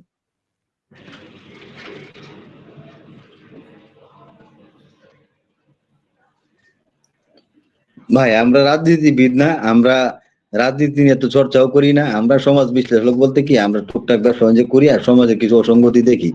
রাজনীতিবিদরা সবসময় এই ফ্যাসাদ লাগাই রাখে এবং তারাই ফ্যাসাদ ভাঙ্গে। সুতরাং রাজনীতিবিদরা নিয়ে এত গভীরে যাওয়ার আমাদের কোনো ইচ্ছা নেই। আমরা মুক্তিযুদ্ধ নিয়ে কথা বলতে পারি, আমরা কৃষক নিয়ে কথা বলতে, প্রবাসী নিয়ে বলতে, আমাদের সামাজিক বিশ্লেষণে। কিন্তু রাজনীতিবিদ নিয়ে ভাই, রাজনীতিবিদ হইতে এই আলোচনা করতে তাদের বিরুদ্ধে, তাদের মাফে রাজনীতিবিদ আমরা হইতে হবে। আজকে চুন্নু সাহেব থাকতো এখানে, আজকে বিএনপির এই যে একজন উচ্চ পর্যায়ের স্থায়ী কমিটির সদস্য থাকতো, তখন আমরা তাদের কাছে শুনতে পারতাম, শিখতে পারতাম। চুপে চাপে 2-1টা কথা বল, স্যার আমি একটা কথা বলি, এরকম বলতে পারতাম। আর আমরা বিশ্লেষক বলতে এইভাবেই বলি, আমরা যা দেখি, আমার আমার বলায় আমার দেখায় তো কিছু আসে যায় না। আমি আপনাকে যদি উপদেশ দিই, আপনি কি নিবেন? পৃথিবীর আমার বাংলাদেশে যতগুলো পর্যন্ত আমি যে কদিন আমি আপনাকে না, আমি আপনাকে এইভাবে বলি না, আমি বলতেছি যে আমরা যদি যতই সমাধান দিই, আমরা সূক্ষ্ম একটা সমাধান দিব। আমাদের থিওরিতে এটা হয় যে আমার মনে ধরছে এইভাবে বললে মনে ভালো হবে, আদৌ কি আমার এই তার ব্যাখ্যাটা সে নিবে? এই যে টক শো নামের যে একটা আজব ইয়া হয়, এই বৈঠক খানা হয়, এই যে টক শোতে যত আলোচনা হয়, যত টক এই যে টক জাল মিষ্টি হইতে থাকে, কোনো একটা এই টক শোর কথা সূত্র ধরে কোনো একটা সরকার এই থিওরিটা কি বাস্তবায়ন করছে কোনো সময়? বা এই থিওরিটা কি নিছে যে না আজকে টক শোটা ছিল এদের একটা চ্যানেল আয়ের বা 21 টিভির খুব সুন্দর একটা টক শো, এখানে এই বলছে সেই বলছে, এটার কথা সূত্র ধরে আমি কালকে একটা কাজ বাস্তবায়ন করি, বিদ্যাঙ্গুলি দেখা গেছে কেন না টক চোর মতো টক। এই যে লতি সিদ্দিকি কইতো না একটা কথা, এই যে ব্যাপার একটা মন্তব্য করছি না যে টক মারানি, সে কিন্তু এইটারে কোন কারণে বলছিল আমি জানি না, কিন্তু সে যে কথাটা বইলে গেছে এটা টক শো বলতে এটা কি হুদা আদেরে বগর বগর বগর বগর, যে এখানে কি কারণে আমার আমার কথাটা কি কেউ নিতাছে, আমার কথাটা কি কেউ কানে নিতেছে, কোন আমলে নিতেছে? আমি একটু আগে যে আমরা তার উপজেলার কথা বললাম, যদি কোনো সময় কারো নজরে পড়ে আপনার উপজেলার কোনো বিচার, সে কি আমার কথাটা মাইন্ডে নিবে যে না এই ব্যক্তিরা তো আমার উপরে ইঙ্গিত করে কথা বলছে, না তাহলে তাহলে তার কথাটা অনুযায়ী আমি তাহলে দুর্নীতিটা দেখি কি অবস্থা? কিচ্ছু না, শুধু আমাদের মনের কুরাক, আমরা চারজন একসাথে বসি, দুই চারটা কথা বলি, আপনারটা আমি শেয়ার করি, আমারটা আপনি শেয়ার করেন, এই যে আলাপচারিতা এইটাই সেটাই ভালো লাগে। আর আমাদের এটার এখান ভিতর থেকে থেকে ২-৪টা আমাদের এখান গুরুত্বপূর্ণ থেকে কথা বের হয়ে আসলো। বরঞ্চ আমরা তাদের শিখানো বক্তব্যটা আমাদের শ্রবণ করতে হয়, আমাদের যুক্তিটা তারা নিবে না, তাদের যুক্তিটা আমার মাথায় ঢুকায় রাখতে হয়। আজকে এই নির্দেশ দিছে দল, আমার কালকে এই কথা বাস্তবায়ন করতে হবে, এই মিছিল করতে হবে, পার্টি মিছিল কথা বলতে হবে, এর বাইরে কথা বলা যাবে না। কিন্তু আমি ফেয়ার ভাবে একটা কথা বললাম, এইটা কি দল কানে নিছে? বলে নিবে না। সুতরাং রাজনীতিবিদরা নিয়ে ঘাটাঘাটি সময় আমাদের নাই, আর আমরা এই পর্যায়ে লুকো না। আমি এটা এনামুল ভাই যায় ঘাটতে থাক, এনামুল ভাই আইনের মানুষ, রাজনীতি মানুষ, সবচেয়ে বড় এনামুল ভাই আমি সমস্যাটা কি? সবচেয়ে বড় সমস্যাটা কি? রাজনীতিবিদই বলেন আর এই উপরস্থ কর্মকর্তা কর্মচারী যেভাবেই বলেন, রুট লেভেলের কোনো দিক নির্দেশনা তারা নেয় না, নিয়ে কাজ করে না, এটা বাস্তবায়ন করে না। দেখেন গত পরশুদিন আমি আহ, আমি যাচ্ছিলাম ইয়াতে কি বলে এই আমার মেয়েকে এই ড্রপ করানোর জন্য আপনার এই কোচিং কোচিং এ যাবে। তো রাস্তায় একটা ম্যানহোল, বাইকে যাচ্ছি, ম্যানহোলটা এরকম একটা মানে এরকম পজিশন, না বোঝা যায় এটা ভালো, না বোঝা যায় খারাপ। ম্যানহোল আপনার সামনে সামনের চাকা রোড দিয়ে আমি পার হয়েছি, তো পিছন থেকে আমাকে এই এক অটো এসে আমাকে চাপ দিছে, তো আমি একটু স্বাভাবিক অর্থে বামে একটু চাপছি, বামে চাপতেই ম্যানহোলের মধ্যে চাক্কা, ম্যানহোল থেকে আপনার চাক্কাটা মানে ম্যানহোলটা উল্টে গেল, আমার গাড়ির চাক্কা পিছনে চলে গেল।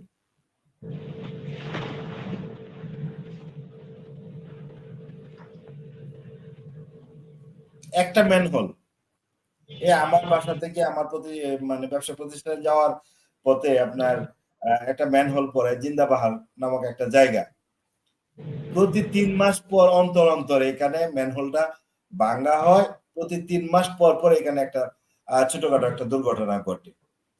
তো কি কাজ করতেছে, কি মানে করতেছে আল্লাহ মাহবুব ছাড়া আর কেউ জানে না। একটা ম্যানহোল যদি আমি একবার কাজ করে দিই, একবার কাজ করি, তাহলে এটা ভাঙবেই কেন আর ভাঙার মতো করবই কেন? মামুন ভাই, ভাই আপনার কথাতে আমি একটু আসি।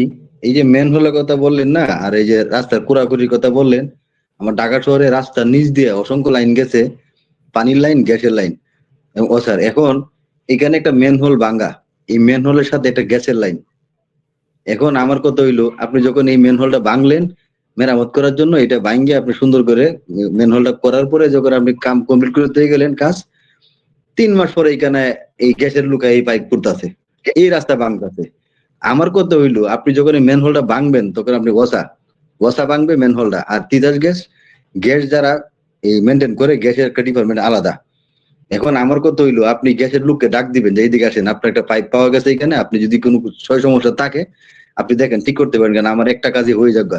না, এটা আমি এক কন্ডাক্টরকে জিজ্ঞেস করছিলাম যে ভাই এটার কারণ কি, তখন কইতেছে আরে ভাই আপনারা তো আছেন আপনাদের কথা লিয়ে, যে আপনি কইতেছেন যে এই রাস্তাটা ভাঙছে, মেনহোলটা ঠিক করবো, গ্যাসের পাইপ পাইছে, গ্যাস হলো এটা দাঁড়ে হয়তো না, দাঁড়ে কাছে আইবো না, কারণ সে আরেকটা টেন্ডার করবো আরেকটা বিল বাড়ানোর জন্য, এই রাস্তা এটাই ভাঙবো, এই এটাই ভাঙবে। ম্যানহোলটা ভাঙতেছে, এইটাই ভাঙে এই জায়গাতে লিকটা করতেছে, এই লিকটা সারানোর জন্য আরেকটা টেন্ডার লইছে। সুতরাং তার টাকাটা কেন এই সে মাগনা দিবে? কইতেছে সে যে একটা ফাও টাকা পাইবে, এই টাকাটা কে দিবে? এখানে যদি 1 লাখ টাকার কাম করে, 20,000 টাকার কাম 80,000 টাকা তার পকেটে যাবে, তো এটা কি আপনি দিবেন? এইটা হলো আসল সুবিধা যে সরকারি কর্মকর্তাদের। এটা একটা এই সুন্দর কথা কইছেন। ম্যানহোল যখন ঠিক করা হয় একদম ডালাই ডুলে 3 মাস পরে হঠাৎ করে কোনো লিক, লিক পাওয়া গেছে, এটা ভাঙছে। তো যখন এইটা ম্যানহোলটা ভাঙছে তখন আপনি গ্যাসের লোককে ডাক দিলেন না কেন? গ্যাসের লোক এখানে আপনি একটু কল দিতেন যে আপনি আসেন, আমার গ্যাসের লাইন পাওয়া গেছে, দেখেন তো আমরা কাজ করতে গিয়ে আপনার এখানে কোনো ডিস্টার্ব হয়েছে কিনা, কোনো সমস্যা হয়েছে কিনা। হইলে আপনি এখানে মেরামত করেন, আমরা 3 দিন সময় দিই বা 5 দিন সময় দিই, আমরা একসাথে ডালাইটা করে শেষ করে দিই, ভোগান্তিটা কমে জনগণের। এই হলো ঢাকার অবস্থা, এই ম্যানহোলের অবস্থা, আর এই লোয়াসার অবস্থা। আপনি যেভাবে বলেন নাগরিকের ভোগান্তি আছে। এনামুল ভাই হয়তো ভোগান্তিতে পড়ে না, এনামুল ভাই আইনজীবী মানুষ, এনামুল ভাই দ্বারা আছে আইনজীবী, এনামুল ভাইয়ের এই কারণে আজকে এনামুল ভাইয়ের উপর চাপাইতাছি একটু বেশি। দেখি এনামুল ভাই কি বলে আমার এই কথার উপরে। না, এটা কথা রাহুল ভাই, যুক্তিসঙ্গত কথাই বলছেন। এখানে মামুন ভাই, শাহিন ভাই যে কথাটা বলছেন, আসলে ওই যে একটা এই কাজ দিয়েই এখানে 3 জনে 3 বার টেন্ডার নেয়, তিনটা অ্যামাউন্ট নেয়। হুম, মানে একই একটা কাজ, একটা কাজের একটা মাধ্যমে কাজে। এখানে 3 বার তিনটা, হ্যাঁ, 3টা 4টা হ্যাঁ, টেন্ডার এটা হয়, কি 3টা 4টা দেখার এবং কাজের পর্যবেক্ষণ টাকা করার দিবে। কেউ নাই? এটা এটা দেখার কে দেখবে? যে দেখবে সেই তো এখানে মূল ইন্টারেস্টেড পার্টি। যে দেখবে, যাকে দায়িত্ব দিছে, উনিই তো এখান থেকে সুবিধা ভোগ করতেছেন। তাইলে বুক আপনার করতেছে আর রাইট। দেখবে কে? আর দেখবে কি? এখন কি ফেরেশতা আসবে আপনার জন্য এখানে? যেখানে এটা আপনার দুর্নীতি, এই কি বলে, এনামুল ভাই, তাঁতিবাজারের এই কোনার দুর্নীতি, মধ্যে ফেরেশতা বসাই। এনামুল ভাই দুর্নীতি শীর্ষ প্রতিষ্ঠান আমরা মনে করি ঢাকা সিটির ভিতরে ওয়াসা এবং তিতাস গ্যাস এবং ডেস্কু, এই যে 3টা প্রতিষ্ঠান দুর্নীতি শীর্ষে। এরা কি পরিমাণ টাকা এখান থেকে আত্মসাৎ করে, যারা এই সংশ্লিষ্ট আছেন তারা ভালো করেই জানেন। আমরা হয়তো এই লাইনে থাকি না, আমরা এটা বুঝি না, কিন্তু আমরা তাদের চলাফেরা, তাদের বাড়িঘর, তাদের সম্পদ দেখলে আমরা বুঝতে পারি তারা টাকার উৎসটা কোত্থেকে আসে। আপনি দেখেন সরকারি সমস্ত সেবামূলক কাজগুলি আজকে লসের দিকে, সমস্ত লসের দিকে। যেমন আমি আপনাকে বলি টেলিটক, আমাদের বাংলাদেশের একটা সিম কোম্পানি, বাংলাদেশ সরকারের। টেলিটক এখন হারিয়ে গেছে, অথচ টেলিটক থাকার কথা ছিল টপে। সরকারের সকল সুযোগ সুবিধা, প্রত্যেকটা উপজেলায় সরকারের এই একটা করে টাওয়ার আছে এই সরকারি কর্মকর্তাদের এই তথ্য আদান প্রদানের জন্য। আমি শুনছিলাম যে রেলওয়েরও নাকি একটা এই তার আছে যেটা নিয়ে এই নেটওয়ার্ক লেনদেন করে। তা আমার কথা হইলো টেলিটক থাকার কথা ছিল সর্বোচ্চ পর্যায়ে, এর উপর আর কোনো ফোন কোম্পানি থাকার কথা ছিল না। সেবামূলক প্রতিষ্ঠান প্রত্যেকটা উপজেলায় এই টেলিটকের থাকার কথা ছিল, আপনার এই সিম থাকার কথা ছিল। এখন টেলিটক হারায় গেছে, কারণ কি? উদাসীনতার কারণে। কারণ তারা এখানে কাজ করতে আগ্রহী না, সরকারকে সঠিক পরামর্শ দেয় না। সুতরাং এই প্রাইভেট কোম্পানিগুলি রাতারাতি উন্নতি করছে। আপনি এই যান, এই এখন তো ডিজিটালাইজ যুগের মধ্যে পড়ে গেছি কি আমরা। এর আগে দেখেন যখন এনালিসিস যুগ ছিল, এই অ্যানালগের যুগ ছিল, যে আপনার এই টিটি করে টাকা পাঠাইতাম। তে সোনালী ব্যাংক, একটা ব্যাংক আছে নয়াবাজার, সোনালী ব্যাংক, মামুন ভাই হয়তো জানে, ব্যবসা করে। তো এখানে একটা সোনালী ব্যাংক আছে। আমরা যখন 2008 সালে বা 7 সালে এই ব্যাংকে যেতাম টাকার উঠানোর জন্য, বা টিটি আইসে বিভিন্ন জায়গা থেকে খবর নিতাম, তো ম্যানেজার কইতো কি, একটা মহিলা আছে, মহিলার নাম শেফালি, চাটা আনে একটু ঝাড়ু টাড়ু দেয় আর কি, খন্ডকালীন কাজ করে। তখন কইতো, এই শেফালি, চুয়াডাঙ্গার কাতারা লিয়াও, চুয়াডাঙ্গার কাতারা লিয়াও, চুয়াডাঙ্গা থেকে টিটি আইছে। শেফালিকে লিয়ে আবার কুমিল্লার কাতা। অনি ম্যানেজার এই যারা কেসের দায়িত্ব আছে উনি করছে কি, আঙ্গুলো সেপ বড়াইয়া এই পাতা উল্টাইতেছে, উল্টাইয়া 7-8 পাতা পরে গিয়ে দেখে এটা কুমিল্লা। কই, তুই কুমিল্লার কাতা লইছ, তুই চুয়াডাঙ্গার টাকা আনগা। আমারে আধা ঘন্টা পরে শেফালিরে কইলো, তোরে কইছি চুয়াডাঙ্গার কাতা আনতে, তুই গিয়ে লইছস কুমিল্লার কাতা। ফ্যামিলি দৌড়ে গিয়ে আনছে চুয়াডাঙ্গার কাতা। চুয়াডাঙ্গার কাতা আনার পরে গেছে প্রায় 45 মিনিট সময়। উনি বিচার পাইছে, হ্যাঁ কোন জায়গায় চাইবো, চুয়াডাঙ্গা জীবননগর থেকে। কত? 1,13,000। হ্যাঁ তে আইছে, আজ উঠাতে না, তে আইছে আজকে উঠাতে পারবেন না স্যার, আমি তো মালটি পাঠামু। টাকা আয় পড়ছে, আপনি মাল পাঠাই দেন, আপনি কালকে উঠাইবেন, আজকে আর টাকা দিব না আপনার। আজকে 2:30 বাজে গেছে, এবার 3টা বাজে গেছে গা, টিটি আইছে, এটা প্রসেস করা লাগবো, লিখতে হইব, তারপরে আপনি টাকাটা দিব, আপনি কালকে নিবেন। এই হলো সরকারি ব্যাংকের অনেক অবস্থা। আর বেসরকারি ব্যাংকে যখন আমি শেষ করছি, যখন বেসরকারি ব্যাংকে যাইতাম, এই তাঁতিবাজার মুসুরে বনভোলের উপরে এই আপনার এই কি ব্যাংক জানি মোহন ভাই, United commercial bank, UCB bank. UCB ব্যাংকে যখন যাইতাম ইউসিবি তখন ইউসিবি কে বলতাম, ইউসিবি ব্যাংক যখন যাইতাম, যখন বলতাম ভাই আমাদেরকে টিটি আসছে, কোথা থেকে? অমুক জায়গা থেকে। হ্যাঁ একটা টিপ দিছে, হ্যাঁ ভাই টিটি আসছে। স্যার টাকা ঠিক উঠানো যাবে, হ্যাঁ উঠাইতে পারবেন। এই লাইনে দাঁড়িয়ে গেলাম, হয়ে গেল 2 মিনিটের ভিতরে। আর এই যে সোনালী ব্যাংক, এই যে সেব দে পাতা উল্টাইয়া চুয়াডাঙ্গা তুই কুমিল্লার কাতা লইয়া পড়ছে, শেফালির দোষ, এই শেফালি ভুলটা করছে। এই হলো সরকারি সেবামূলকের অবস্থা। আর সরকারি প্রাইমারি স্কুলের শিক্ষকরা কিছুদিন একটা আন্দোলন করলেন, এই যে একটা ভদ্র মহিলা বললেন 20 বছরে পোল্ট্রি মুরগির ছাড়া তার বাবারে তার বাচ্চারে দেশি মুরগি খাওয়াতে, কিন্তু গিয়ে দেখেন গা এই প্রাথমিক স্কুলে তাদের স্বেচ্ছাচারিতা, তাদের কি পড়াশোনা কি করাইবে, তারা তো বেতন ঠিকই পাইতেছে। কয়টা প্রাথমিক স্কুল আছে যে আপনার ভালো মানের রেজাল্ট করতেছে, ছাত্রদেরকে ভালো কিছু পড়াইতেছে, গিয়ে দেন এই ঘুমাইতেছে। আমরা সময় তো স্যারের আমরা অনেক কিছু এনে দিতাম, যখন কোয়া যাবে বলা যাবে না, অনেক কিছু এনে দিতাম স্যারের, মাথা চুল পাকনা চুল একটা একটা বাচ্চা এনে দিতাম। স্যার তো ঘুমাইতেছে, আই যা তোরা আজকে ছুটি। এই যে একটা অবস্থা, এইগুলি থেকে ভাই পরিত্রাণ পাইতে হইব। এটা এনামুল ভাই হয়তো জানেন, 90 দশকের সন্তান যারা, এই স্যারেরা আমরা এই হুট ফরমাস করতাম, এইটা আনতাম, একটা একটা ফাঁকনা চুল আনতাম। আমরা লাভটা ছিল এটা। এটার ভিতরেও এক ধরনের মায়া ছিল, মমতা ছিল, ভালোবাসা ছিল, হ্যাঁ, একটা আমি ভয়ও এটাকে কাজ করতো, না, আমি একটা আমি ভয়ও কোনটা কাজ বলতেছি, করতো, এবং আমি শিক্ষার মানটা ছিল অনেক বেটার। আমি আমি আপনাকে এই কথাটাই বলতেছি, এটা আমি অন্যভাবে বলছি না, বলছি এটাই যে সব প্রতিষ্ঠানে গিয়ে দেখেন গা এরকম অতর্ক কিছু লোক আছে, কিন্তু আমাদের শিক্ষকগণ তো আমাদের শ্রদ্ধার পাত্র, কিন্তু আমরা এটাকে উপলব্ধি করে আসি, এখন তো এটা নাই।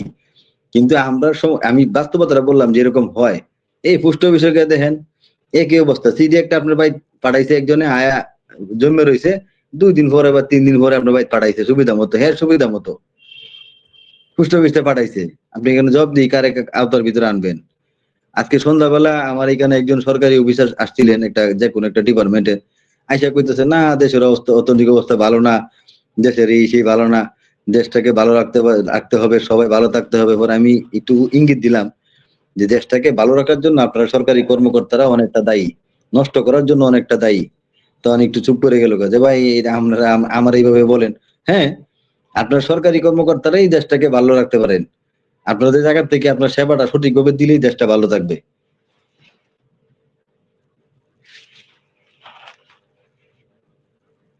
জি, এনামুল ভাই, জি শাহিন সাহেবের কথা শুনছিলাম।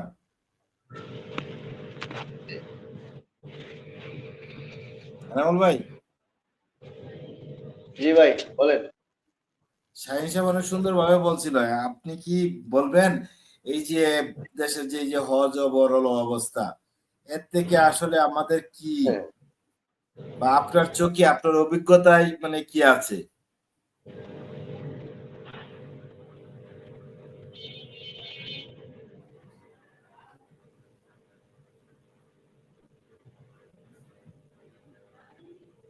বলেন শেষ করেন প্রশ্নটা। জি জি, শেষ, শুনতেছি। আপনি বলেন। বরাবর। এখন শাহিন ভাই বলছেন সুন্দর এটা বিষয়গুলো বলছেন যে বাস্তবতা তো আসলে এটা জটিল পরিস্থিতি। সবাই সবার জায়গা থেকে সঠিকভাবে কাজ করতেছে না, বা অবহেলা করতেছে, অথবা ভিন্নভাবে কাজগুলা করতেছে। এখন এই রাজনীতির যে সমস্যা, এই রাজনীতির সমস্যাটা তো ওই যে শাহিন ভাই যে বললো যে আমাদের কথার তো কোনো আলোচনার তো কোনো মূল্য নাই, মূল্যহীন। তবে আমি একেবারে হতাশ না এই কারণে, কারণ এখন মিডিয়ার কল্যাণে কিন্তু এখন মোটামুটি কোনো না কোনো জায়গাতে আমাদের কথা একেবারে সবকিছুই শুনতে হবে বা সবকিছুই গ্রহণ করবে তেমন এরকম না, কিন্তু এই টকশুর কল্যাণে কিন্তু অনেক কথা কিন্তু আসে, অনেক জায়গা থেকে অনেক কিছু নিতেছে, নিতেছে হয়তো আমরা বুঝতেছি না, আমরা মনে করতেছি হয়তো আমাদের কাছ থেকে নিতেছে না, কিন্তু একেবারে যে নিতেছে না এইরকমও না। ওই বিভিন্ন সব সবগুলা কিন্তু টকশো গুলা কিন্তু বিভিন্ন সংস্থা, বিভিন্ন ডিপার্টমেন্ট, বিভিন্ন ব্যক্তি, আমার মনে হয়, আমার যতটুকু ধারণা, তারা শুনে বা নিজেদের বিভিন্ন সোর্সিং এর মাধ্যমে ওনারা গুরুত্বপূর্ণ যে বিষয়গুলা আহ, ওনারা কিন্তু শোনার চেষ্টা করে, বা স্পেশাল কোনো কিছু থাকলে, কোনো প্রস্তাব থাকলে, বা যেমন আমাদের এখান থেকে যদি একটা কথা, দুইটা কথা, আপনার কথা যদি কারো আহ, ভালো ভালো লাগে, এই কথাটা কিন্তু কোট করে তারা তাদের নির্দিষ্ট হুম, বস্ত্রে শোনায়। যদি লজিক এটা কিন্তু থাকে এবং ঘটতেছে বাইরে। আমি যুক্তি থাকে। হ্যাঁ, হ্যাঁ, যে কথাটা মানে গুরুত্বপূর্ণ, যে মনে হইতেছে যে ওনারই ওনারই প্রস্তাবটা বা ওনারই কথাটা সুন্দর গ্রহণ হইতে পারে, এরকম এরকম কিন্তু বিভিন্ন ব্যক্তি এবং বিভিন্ন প্রতিষ্ঠানের কিন্তু নির্দিষ্ট কিছু লোক দেওয়া আছে, দায়িত্ব দেওয়া আছে, তারা কুট কইরা এটা কি বলে কাটিং, আমরা যেটা বলতাম আগে পেপার কাটিং, আমাদের এখানে কিন্তু এই ওই বক্তব্যগুলো কিন্তু আপনার পেস্ট করা, কপি করা হয়, কপি করে তারা কিন্তু তাদের যে যে গুরুত্বপূর্ণ বিষয়গুলো তারা মনে করে এই পয়েন্টগুলো ওনারা কিন্তু তাদের তাদের বস্ত্রের এগুলা ওনারা অবগত করে। সেই ক্ষেত্রে আমাদের এই কথাগুলো যে একেবারেই মানে মূল্যহীন আমার মনে হয় না। কোনো না কোনো ভাবে কারো না কারো কাছে আমাদের একটি কথা দুইটি কথা যদি ভালো লাগে, এটা এটা গৃহীত হইতেও পারে, এটা আমার সার্বজনীন আলোচনায় এটা চলে যেতে পারে, বা সরকারের বা কোনো সংস্থার এটা রিসিভ করতেও পারে। এইভাবে আলোচনা করার মাধ্যমেই হয়তো দেশটার একদিন না একদিন এটার একটা ভালো পরিবেশে চলে আসবে। এটাই আমার ধারণা। এখন আমাদের এখানে বর্তমান যে রাজনৈতিক অবস্থা, এখানে তো আসলেও একটু ওই যে বললেন যে হযবরল অবস্থা।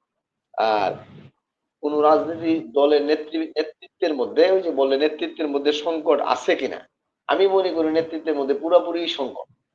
কারণ রাজনীতির যত ডিপার্টমেন্ট আছে, যত বিষয় আছে, সবকিছুই তো রাষ্ট্র রিলেটেড। রাষ্ট্রের যতগুলা বিষয় আছে একটা দেশের, সবগুলো তো রাষ্ট্রের সাথে রাষ্ট্রের শাখা শাখা প্রশাখা। আর এই রাষ্ট্রের সবগুলা শাখা প্রশাখার মূল হইল সরকার। সরকারের তো সব ডিপার্টমেন্টের এক্সপার্ট বা সব ডিপার্টমেন্টের চিফ বস আছে, আর চিফ বসেরও বস হইল একজন মন্ত্রী। একজন মন্ত্রী বলেন, প্রতিমন্ত্রী বলেন, যিনি দায়িত্বে থাকেন, এর মাধ্যমেই তো সরকার পরিচালিত হয়। তাইলে আলটিমেটলি রাজনৈতিক দলের একজন নেতার অবস্থানটা মানে তার কোয়ালিটিটা দরকার হইলো যে সবকিছু সম্পর্কে উনার ধারণা থাকতে হবে, উনার পরিচালনার ম্যানেজমেন্টের উনার সেই জ্ঞান থাকতে হবে, সেই আপনার এটা কি বলে প্রজ্ঞা থাকতে হবে। সেই প্রজ্ঞা যদি প্রজ্ঞা সম্পন্ন ব্যক্তিরা যদি রাজনৈতিক নেতৃত্বে না আসে, তাহলে আপনার কি হবে? বলেন কিছু বলেন ভাই। এই যে আমরা বলছিলাম একটু আগে, শাহিন সাহেব বলছিল যে এই যে আপনার ম্যানহোলের যে ব্যাপারটা, এই ম্যানহোলের ব্যাপারটা তো সংশ্লিষ্ট দপ্তরেরই অনেকে এটার উপর দিয়ে আসা যাওয়া করতেছে, অথচ তারা নজরে নিচ্ছে না, তারা আমলে নিচ্ছে না। ভাঙছে, আবার বরাদ্দ হচ্ছে, আবার হচ্ছে। তাহলে মানে হলোটা কি? মানে এর থেকে আমরা শিক্ষা নিই না। এই যে একটা কথা এর আগে আপনি বলছেন যে আমরা ইতিহাস থেকে বা পর্যবেক্ষণ থেকে শিক্ষা আসলে নেই না। এই কথাটার রেজাল্ট কি দাঁড়াইলো? আপনার এই যে শাহিন ভাই যে কথাটা বলছেন একটু গুরুত্বপূর্ণ। এটা তো শুধু আজকের একদিনের সমস্যা না, যে এখন এই 25 সালের সমস্যা না। এই সমস্যা তো মনে করেন এখানে তো শুধু একটা ম্যানহোলকে উদ্দেশ্য করে বলা হয়েছে। এরকম অনেক ম্যানহোল আছে যেগুলা নিয়ে মানে এই সমস্যার সম্মুখীন আমরা। এটা শুধু ম্যানহোল, আমি শাহিন ভাইয়ের কথাটা আমি শুধু ম্যানহোল বিষয়ে নিতে চাই না। আমি মনে করি এটা বাংলাদেশের প্রতিটা ডিপার্টমেন্ট, প্রতিটা ক্ষেত্রেই একই অবস্থা বিরাজমান, একই চিত্র। এই ম্যানহোলের ঘটনাটা যেরকম চিত্র, এটা প্রতিটা ক্ষেত্রেই কিন্তু একই চিত্র সব জায়গায়। এখানেই মূল আমার বক্তব্যটা হইলো যে আপনি এই সমস্যাগুলোর সমাধান করার মূল এখতিয়ার কার, এবং মূল জায়গাটা কোনটা।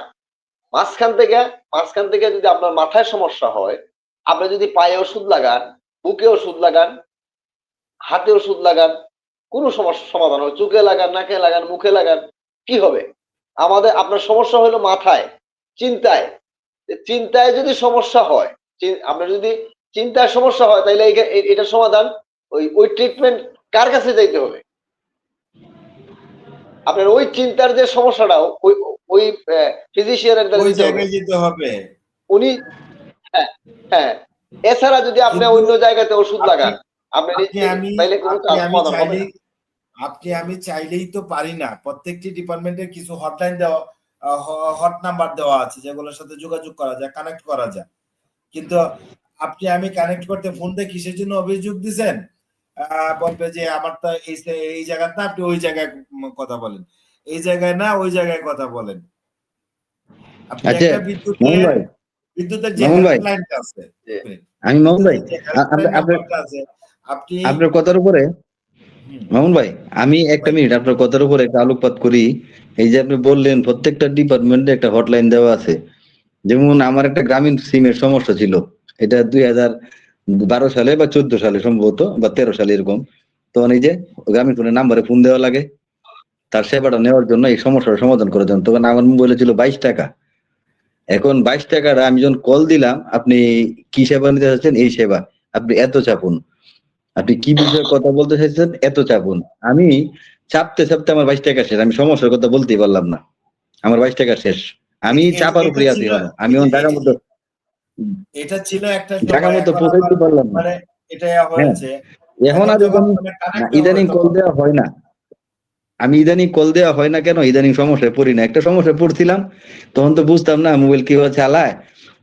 কোন না কোন একটা ফাংশন উল্টা পাল্টা ছিল, আমার সিমটা একটু লক সিস্টেম ছিল। তখন আমি এই যে ছাপার উপরে আমার 22 টাকা নাই, আর আমি এই সমস্যা বলতে যাইতে পারলাম না। এখন আমার কত হইলো, আপনার প্রতি সিমটা আমি চালাই, আপনি আমাকে সেবাটা দেন, আর আমি আপনাকে ট্যাক্সটা দিই বা টাকাটা দিই। এখন আপনার সমস্যাটা আপনার আমি শুনাইতে গেছি, আপনি আমার 22 টাকা 23 টাকা নিলেন গা, আপনি এটা ফ্রি করে দিবেন উইদাউট টাকা, আপনার কোনো টাকা লাগবে না, আপনি আমার সেবা নিবেন, আপনার কি সমস্যা আপনি বলবেন, আমি বিনা টাকা এটা নিব। এই একটা যুক্তিসঙ্গত কথা আছে এখানে। আর আমি 22 টাকার উপরে এই ব্যাপারে 22 টাকা আমি গেছে একটু কথা আমার চাপা চাপি। এখন শাহিন ভাই, এখানে এখানে আমরা আমরা সবাই কিন্তু জানি এই নগর পরিকল্পনা, এই নগর পরিকল্পনার ক্ষেত্রে পরিকল্পনার জন্য বিশেষজ্ঞ নিয়োগ, পরিকল্পনার জন্য কোটি কোটি ডলার ডলার খরচ কইরা কিন্তু খরচ হইতেছে শুধু পরিকল্পনার জন্য। বিশেষজ্ঞ নিয়োগ, বিশেষজ্ঞের পরামর্শ, বিশেষজ্ঞের মতামত, বিশেষজ্ঞের পর্যালোচনা, এগুলা নিয়ে কিন্তু আমাদের স্পেশাল লোক নিয়োগ হইতেছে এবং এখানে প্রচুর টাকাও খরচ হইতেছে।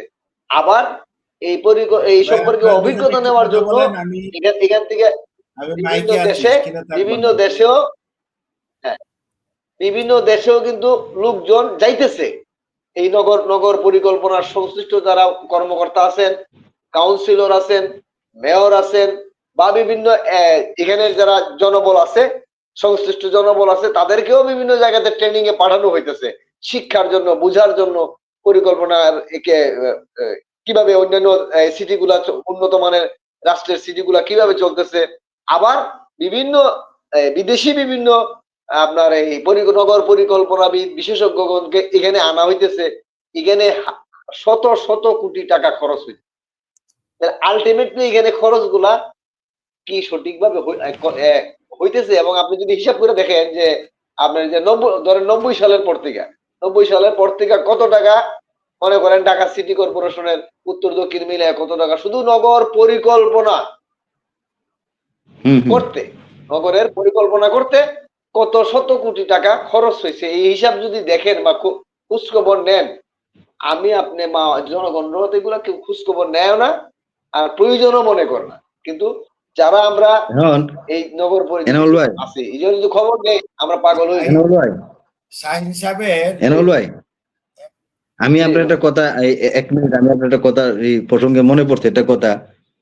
আমরা যখন 90 দশকে ছিলাম, আমরা তখন সিডি ছিল না ভাই, এই যে সিডি, সিডি আইনে বা আইনে আমরা জি দেখতাম না, বিভিন্ন ছবি দেখতাম না তখন। জি তখন একজন জি অপারেটর জি দিত, সিডির সাথে একজন অপারেটর দিত, সে হইলো সিডি চালায় দিব, দেখায় ভিডিও, দিব আমরা। হ্যাঁ, ভিডিও।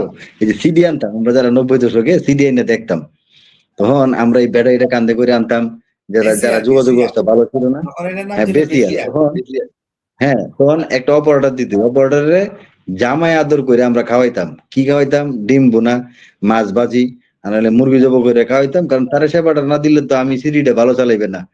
এই রাইতে ঘুমায়, না। রাইতে দেখা যাচ্ছে সে ঘুমায় গেছে, আমরা সিডি দেখতাছি, হঠাৎ করে কাঁপনি শুরু করছে, এই গেছি ভাই ভাই, ওই কিছে, একটা জারি দিছে, ভাই কিছে, ভাই একটু কিরম জানি করতেছে, হ্যাঁ আইসা কই টিপছে। তো এখন আমার কত হলো, এই যে জামাই আদর করে তারে আমরা তারে ভাড়া দিয়ে আনতাম, তারা দিত সাথে করে সে সঠিকভাবে চালায় দেওয়ার লাগে। এখন আমার নগর পরিকল্পনাবিদরা শত শত কোটি টাকা শুধু খালি পরিকল্পনার পিছনে ব্যয় করতেছে। তাদের ব্যয় এটা হলো কোনো প্রকল্পের বাস্তবায়ন না, কোনো প্রকল্পের কাজে হাত দিল না, শুধু তাকে আইন না তার কাছ থেকে পরামর্শ নেওয়ার জন্য চা নাস্তা আপ্যায়ন খরচ বাবদ শত শত কোটি টাকা জলে ফেলতাছি। কিন্তু আদতে তাদের কাজ কি? আমরা নগর পরিকল্পনা বলতে আমরা যা বুঝে এই ঢাকা শহরে অসংখ্য সরকারি জায়গা আছে। এই সরকারি জায়গা আজ পর্যন্ত কোন একটা সরকার উচ্ছেদ করতে পারছে? মানে করতে পারছে, এই নিষেধ করতে পারছে? এই যে আমার কথা হইলো, একটা বিল্ডিং যখন আপনি শহরের মাঝখান দিয়ে আপনি করলেন, আপনি রাস্তার উপরে করলেন, এই বিল্ডিংটা একদিনে হয়ে যায় নাই। একটা 5 তলা বিল্ডিং 10 তলা বিল্ডিং একদিনে হয় নাই। আপনি 20 বছর পরে এসে কেন মনে হইলো যে এটা সরকারি জায়গাতে আপনি করলেন? যখন আপনি করছে তখন সংশ্লিষ্ট কোনো কর্মকর্তা এই এলাকায় ছিল না, তার নজরে কি এটা পড়ে নাই? তাহলে সে নিশ্চয়ই টাকার বিনিময়ে তাকে সুবিধাটা দিছে। 20 বছর পরে কেন এই ভবন মালিক ক্ষতিগ্রস্ত হইলো যে আপনি জানতে পারলো যে সরকারি জায়গা, এটা আপনার অবৈধ জায়গা? 20 বছর আগে কেন এই নোটিশটা তার হাতে দেয় নাই যে আপনি এখন যে বিল্ডিংটা করতেছেন এই বিল্ডিংটা সরকারি জায়গায়, অদূর ভবিষ্যতে এটা ভাঙা পড়বে, আপনি এটা করতে পারবেন না। তাকে নিষেধ করে দিলে আপনি রাষ্ট্র যদি কাউকে বাধা দেয়, তার বাপের ক্ষমতা আছে সেইটাকে দাঁড় করার? পরে দিয়ে আমি ভাঙ্গে অসংখ্য বিল্ডিং ভাঙতেছে, ভাঙ্গে রাস্তা করতেছে। আরেকটা কথা হইলো ভাই, এই যে হাইওয়ে গুলি উন্নত করছে, রাস্তাগুলি ঢাকার সাথে সমস্ত জেলার উন্নয়নগুলি যারা দেখলাম, রাস্তা প্রশস্ত করা হয়েছে। এখন আমার কথা হইলো কিছু জরুরি সেবা আছে, অ্যাম্বুলেন্স, ফায়ার সার্ভিস, পুলিশ, রাষ্ট্রের গুরুত্বপূর্ণ এই মৌলিক বিষয়গুলি, এই সেবাগুলি, প্রতিষ্ঠানগুলি, আপনি একটা জরুরি রুগী নিয়ে আসলেন, আপনি হাইওয়ে রোডে ঢুকলেন, ঢোকার পরে কোন একটা বাস স্ট্যান্ডে আসার পরে একটা হট্টগোল দেখলেন, আপনার অ্যাম্বুলেন্সটা এখানে আধা ঘন্টা আটকে রইলো, আপনি এখানে মুমূর্ষু রুগী, আপনি এত কিছু 6 লেনে রাস্তা করতে পারছেন, একটা লেন রেখে দেন না আপনি ইমার্জেন্সির জন্য, এটাতে শুধু পুলিশ, শুধু ফায়ার সার্ভিস, শুধু অ্যাম্বুলেন্স ঢুকবে, আর কেউ ঢুকতে পারবে না। ঢুকলে জরিমানা, ঢুকলে জরিমানা। তা আপনি এই ল্যান্ডে, এরা কি বিদেশে যায় না? প্রত্যেকটা এমপি, মন্ত্রী, সংসদ সদস্য এবং এই আমলারা বিদেশে যায় এবং দেখেও আসে। তারা কি এটা শিখে না? পৃথিবীর সব উন্নত রাষ্ট্রে এই জন্য আলাদা একটা ইমার্জেন্সি লেন আছে, যেটার মধ্যে পুলিশ, ফায়ার সার্ভিস এবং অ্যাম্বুলেন্স ঢুকতে পারবে। এর ব্যতীত কেউ ঢুকতে পারবে না। এখানে যেই ভুল করে ঢুকবো সঙ্গে সঙ্গে জরিমানা। তা আমার তো এরকম ইমার্জেন্সি একটা লেন এই দেশে নাই। আমি জায়গার সংকুলনের কথা বলেন, জায়গার সংকুলন নাই, জায়গা পর্যাপ্ত জায়গা আছে। রুটস এন্ড হাইওয়ের মধ্যে পর্যাপ্ত জায়গা আছে, আপনি বেশি না 6 ফুটের একটা রাস্তা যদি করে রাখেন, শুধু এটা যাবে, শুধু এটা যাবে, এটার মধ্যে আর কেউ উঠবে না। তে আমার কত হইলো, পরিকল্পনাবিদরা পরিকল্পনা করতে করতেই টাকার পাহাড় চলে যেতেছে গা, কোটি কোটি টাকা ব্যয় হইতেছে। এটাই আপনার এই কথাগুলো তো সুন্দর যুক্তিসঙ্গত। এখন এই যে সমস্যাটা, এই বিষয়টা ডিপেন্ড করে কার উপরে?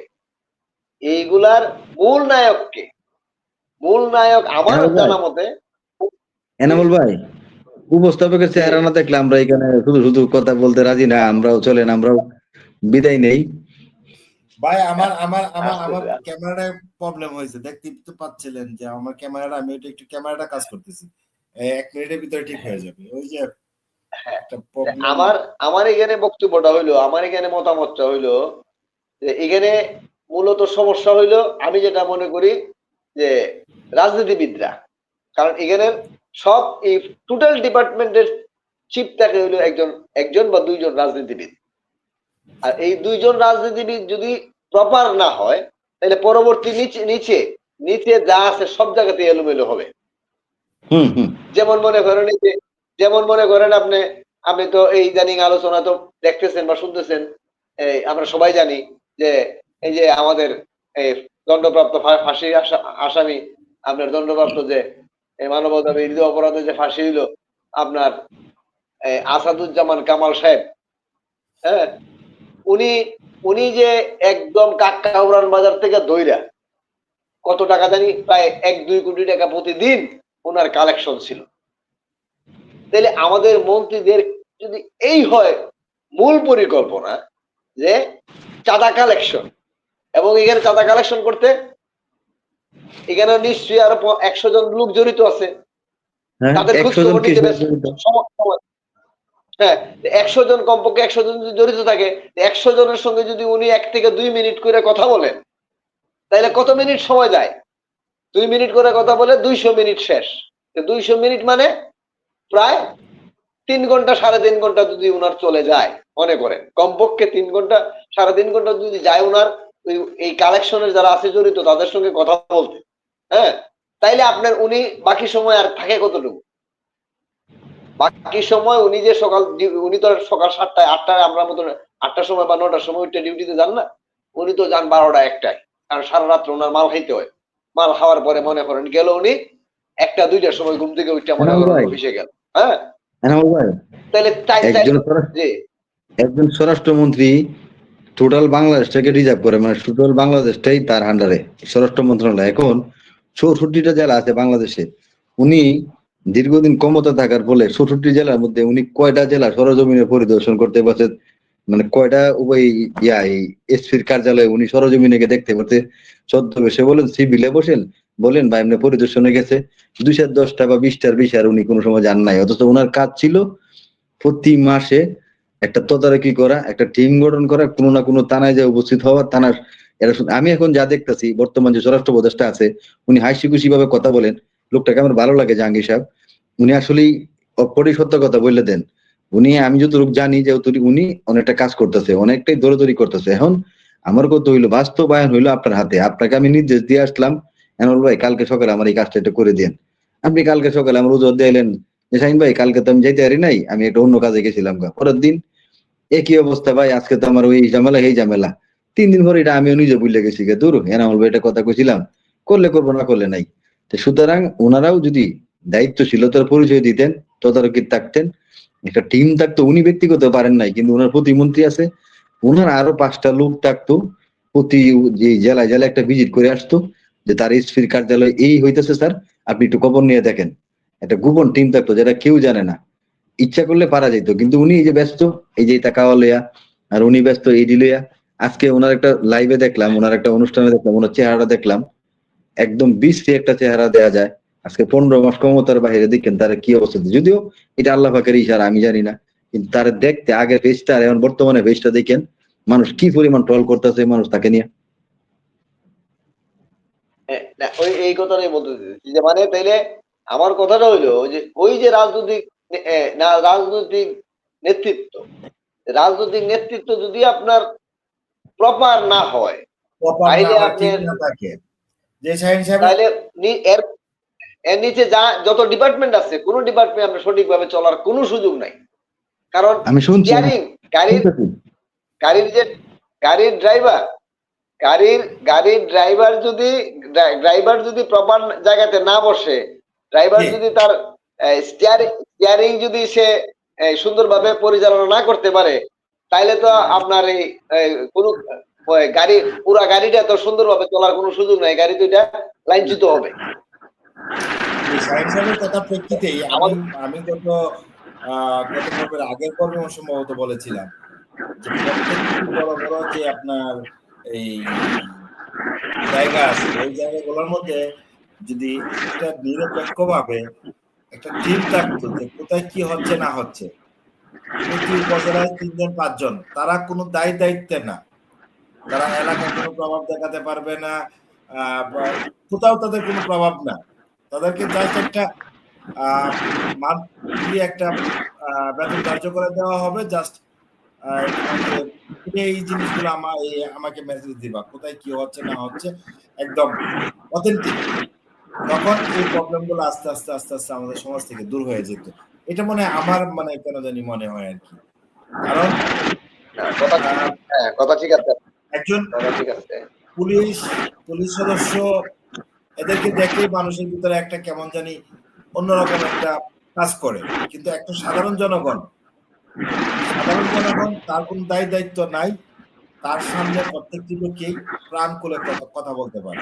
এই প্রাণ খুলে কথা বলার থেকেই তৈরি হয়ে আসবে বা উঠে আসবে সুন্দর গোছানো একটা মন্তব্য, যে মন্তব্যটা নিয়ে পরবর্তীতে কাজ করার মতো একটা জায়গা তৈরি হবে। এটা মনে হয় আমার কনসার্ন আর কি, মানে আমার বিশ্বাস এইভাবে যদি যে কেউ করতে পারে তাহলে ওদের ভবিষ্যৎটা তাদের জন্য ভালো হবে। যে কোনো সংস্থার কথাই বলেন, আহ, যারা সরকার পরিচালনা করবে, সরকারি নীতি নির্ধারকরা যারা আছে, তারা ধরেন এই যে কৃষক, যে কৃষি অফিসার আছে, প্রত্যেকটি উপজেলায় যে কৃষি অফিসার আছে, ইউনিয়ন লেভেলে আছে একজনের আন্ডারে আরো 3 জন 4 জন করে থাকে। তারা কি করে 2-1 জন নেতা, মানে ওয়ার্ডের নেতা, ওয়ার্ডের আহ, তখন ছিল আওয়ামী লীগের নেতা কে ছিল, এখন বিএনপি জামাতের নেতা কে আছে, তাদেরকে এগিয়ে খুঁজে তারা তারা যে ফর্মুলা দেয় এই ফর্মুলা অনুযায়ী তারা কাজ করে। তাহলে এখানে আপনার সত্যটা উঠে আসবে কিভাবে? যে একজন মামুন ভাই, বিএনপির মামুন নেতা ভাই, কিংবা একজন জি আওয়ামী ভাই। লীগের নেতা আমি কিংবা একজন মামুন জাতীয় ভাই, পার্টির নেতা, এক মিনিট, নেতা সে বললো যে এইভাবে এইভাবে যেখানে যার প্রভাব এখানে এখানে এইভাবে এইভাবে করতে হবে, এই করাটার উপরে ভিত্তি করেই এই কৃষি অফিসার যে ইউনিয়ন প্রতিনিধি, ইউনিয়নের পদে ওয়ার্ড প্রতিনিধিও কিন্তু একজন থাকে। হ্যাঁ, তারা এইভাবে এই যে প্রত্যেকটি ওয়ার্ডের লোকজনের সাথে এই যে দলীয় লোকজনের সাথে গিয়ে যোগাযোগ করে জিনিসটা নিয়ে আসে। জি শাহিন সাহেব বলেন। আমি এনামুল ভাইয়ের একটা গুরুত্বপূর্ণ একটা কথা, খুব সুন্দর একটা কথা বলতেন এখানে, অত্যন্ত গুরুত্বপূর্ণ কথাটা। 100 কথার মধ্যে একটা কথার খুব যুক্তি, লজিকটা অত্যন্ত চমৎকার। যে দক্ষ ড্রাইভার যদি না থাকে তাহলে গাড়ি যাত্রীরা জীবনের সংখ্যায় পড়ে যায়, গাড়ি যাত্রীর জীবন সংখ্যায় পড়ে যায়। একটা দক্ষ ড্রাইভার যদি সে না থাকে, এই ড্রাইভারটা যদি দক্ষ না হয়, তখন এই যে 20-40 জন প্যাসেঞ্জার জন থাকে, তাদের জীবন সংখ্যায় পড়ে যায়।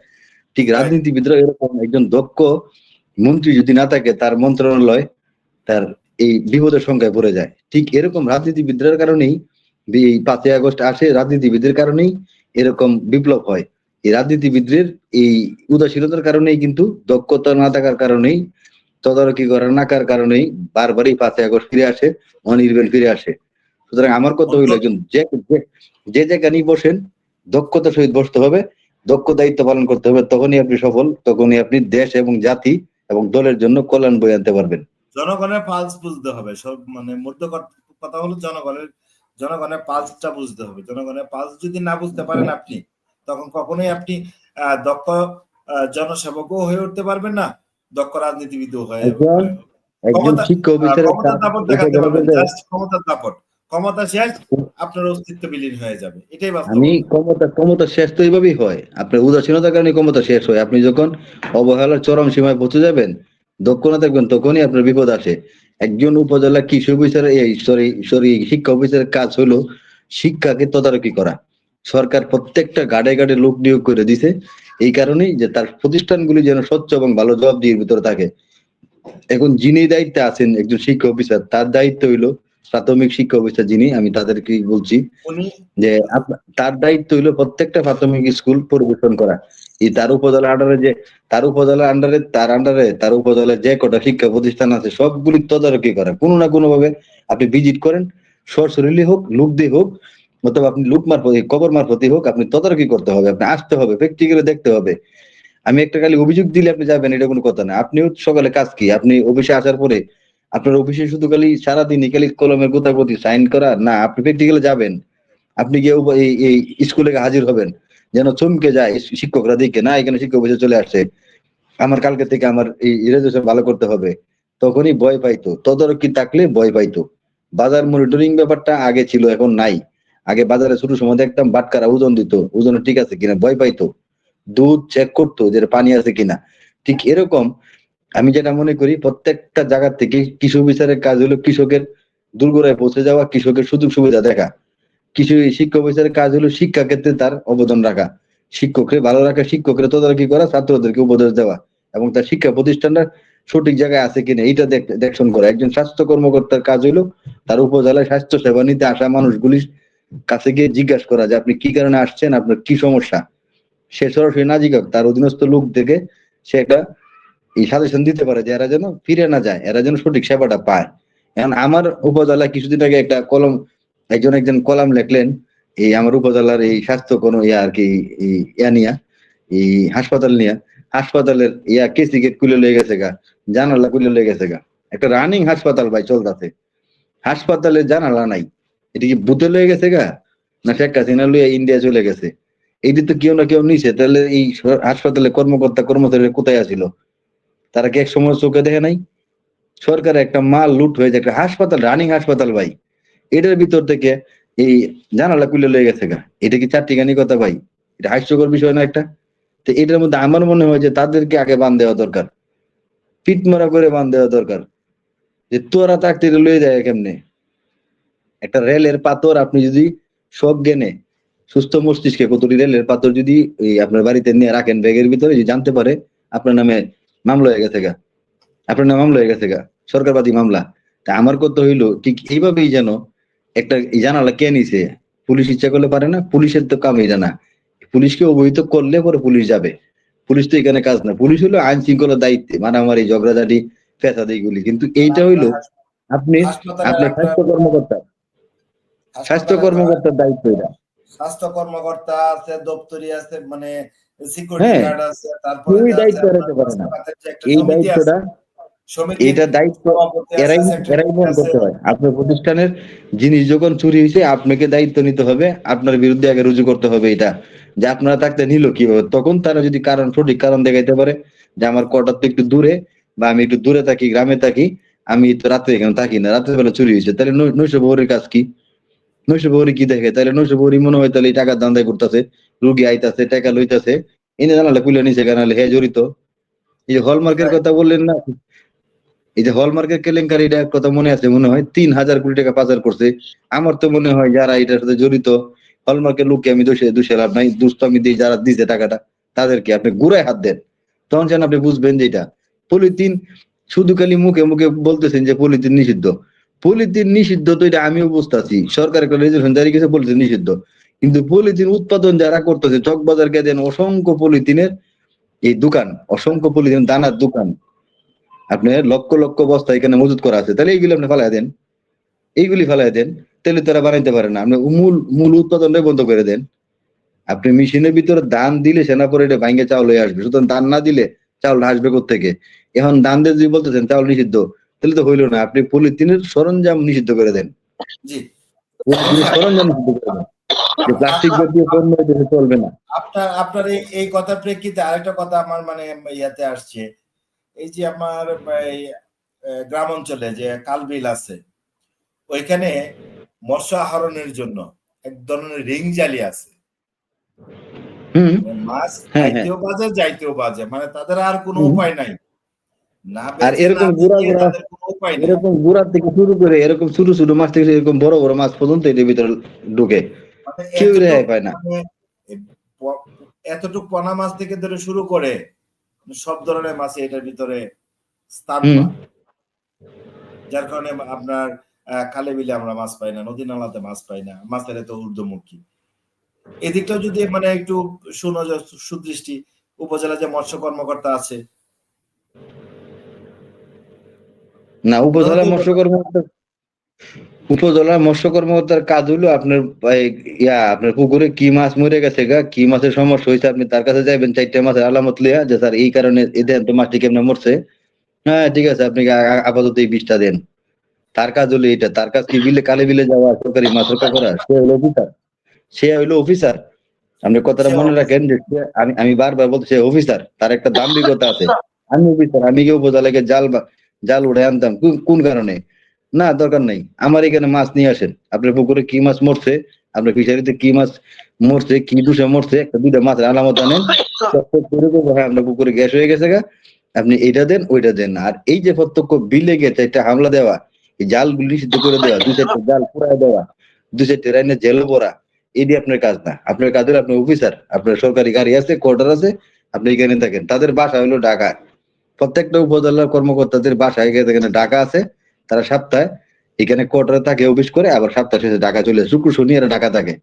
খুব কম মানুষই দেখছি আমি উপজেলার কর্মকর্তারা দেখছি এই উপজেলায় থাকতে, এরা চলে আসে এই শহরে।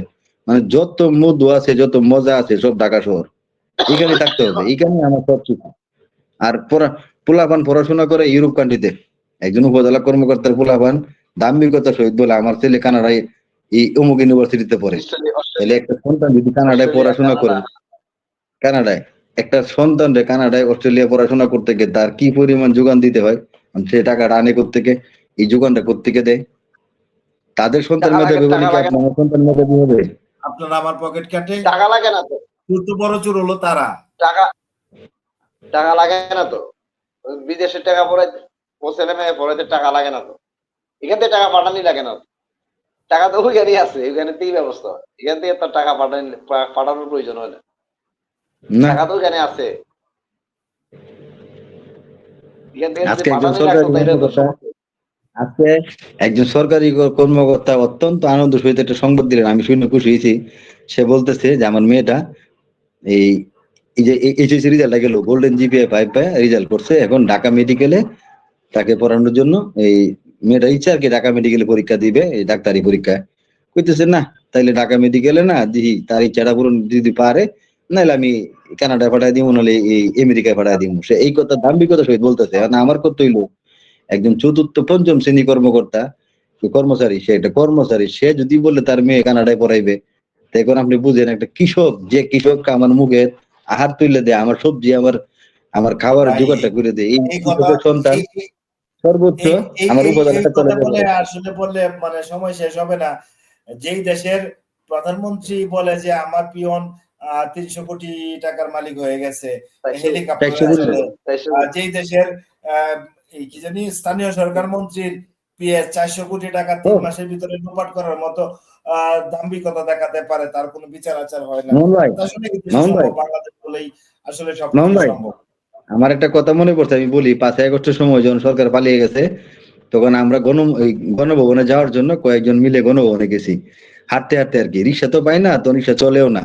যাই হোক, গণভবনে গিয়ে পৌঁছলাম। পৌঁছার পরে পিছনে গেট দিয়ে, যে সংসদ ভবনের দিক দিয়ে একটা গেট আছে, এখানে ঢুকতে অনেক বাধার সম্মুখীন হয়েছি, এরা ঢুকতে দিবে না। ছাত্ররা কইছে ভাই আর যায়েন না, এইখানে আর যাওয়ার সুযোগ নাই, অনেক লুটপাট হয়েছে।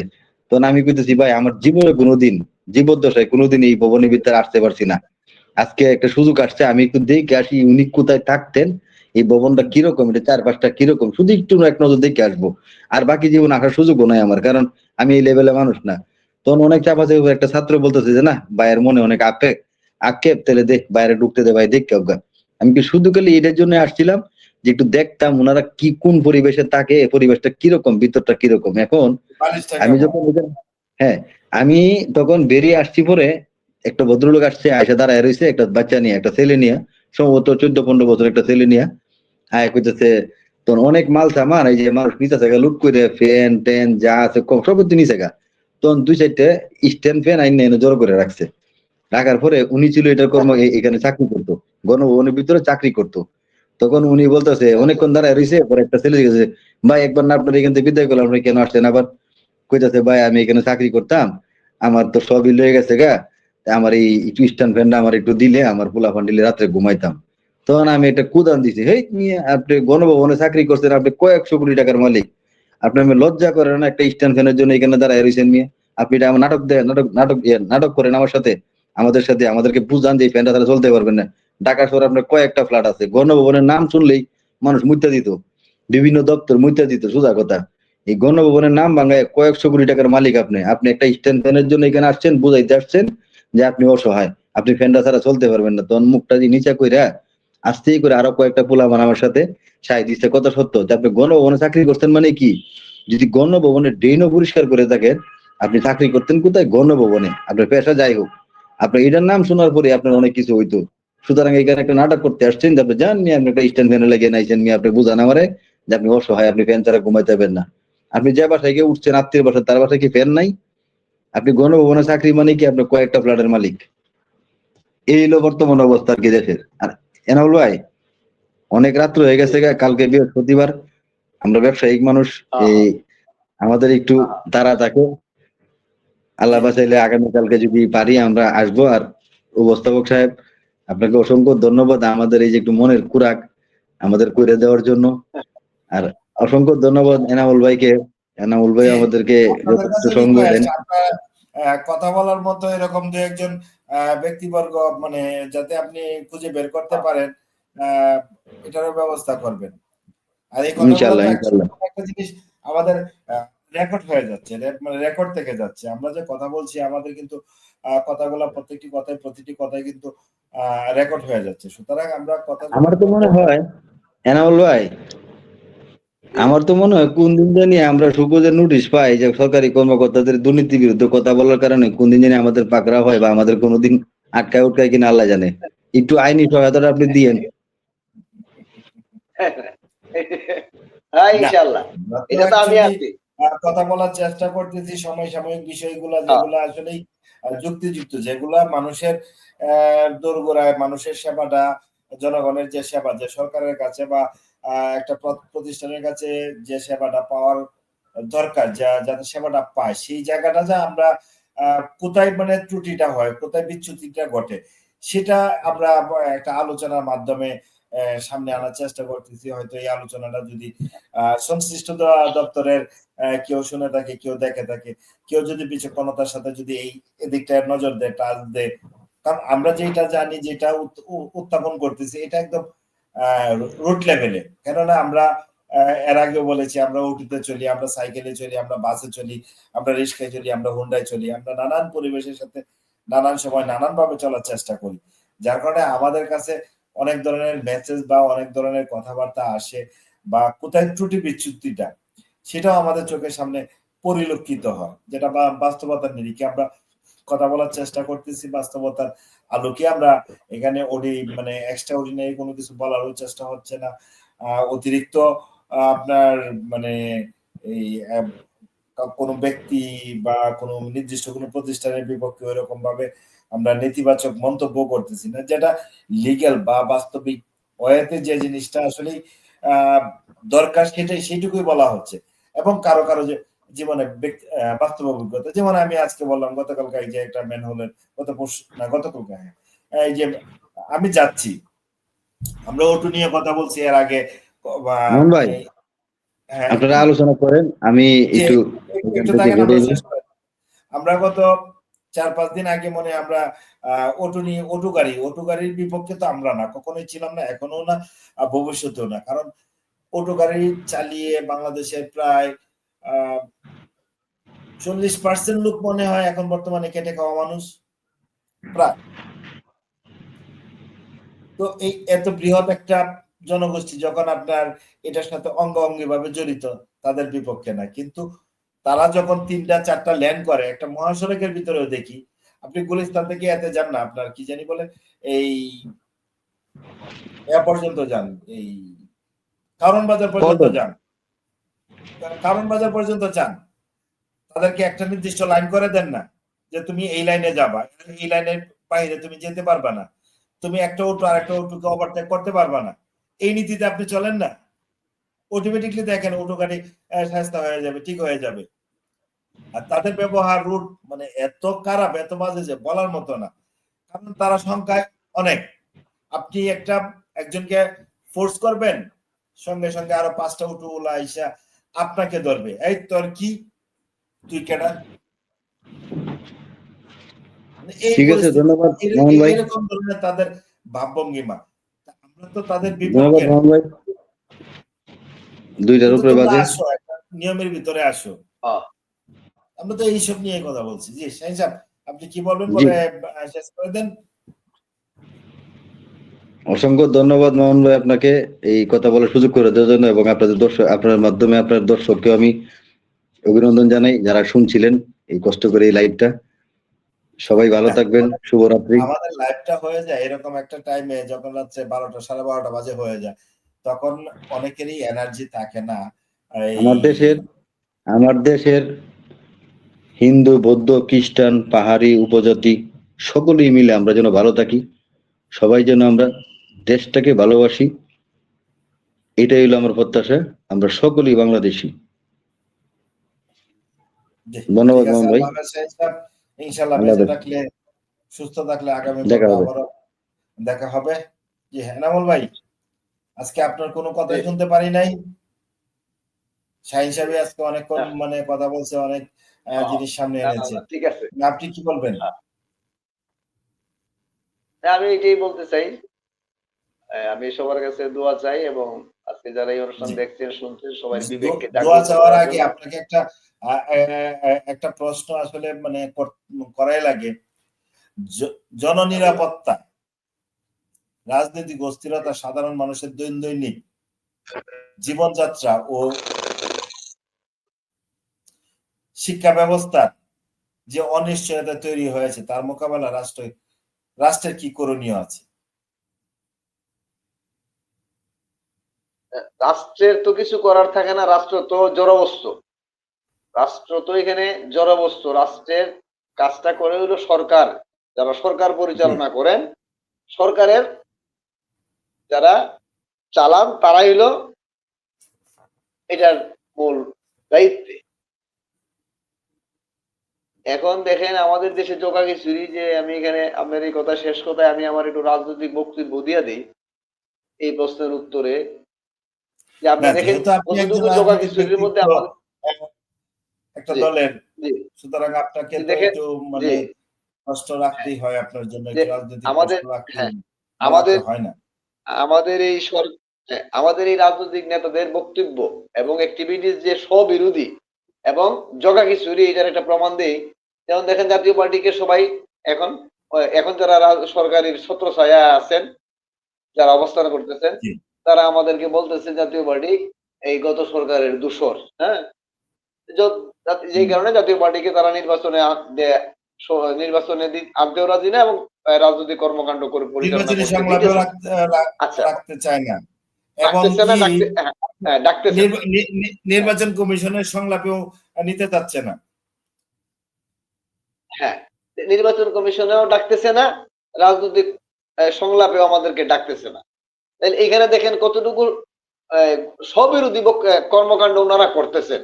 ওনারা যে বলতেছেন যে আমাদের উপরে অভিযোগটা কি, গত বিগত সরকারের আমলের আমরা সংসদে ছিলাম বিরোধী দলীয় হিসাবে, আমরা বিরোধী দল হিসেবে গত সংসদে ছিলাম।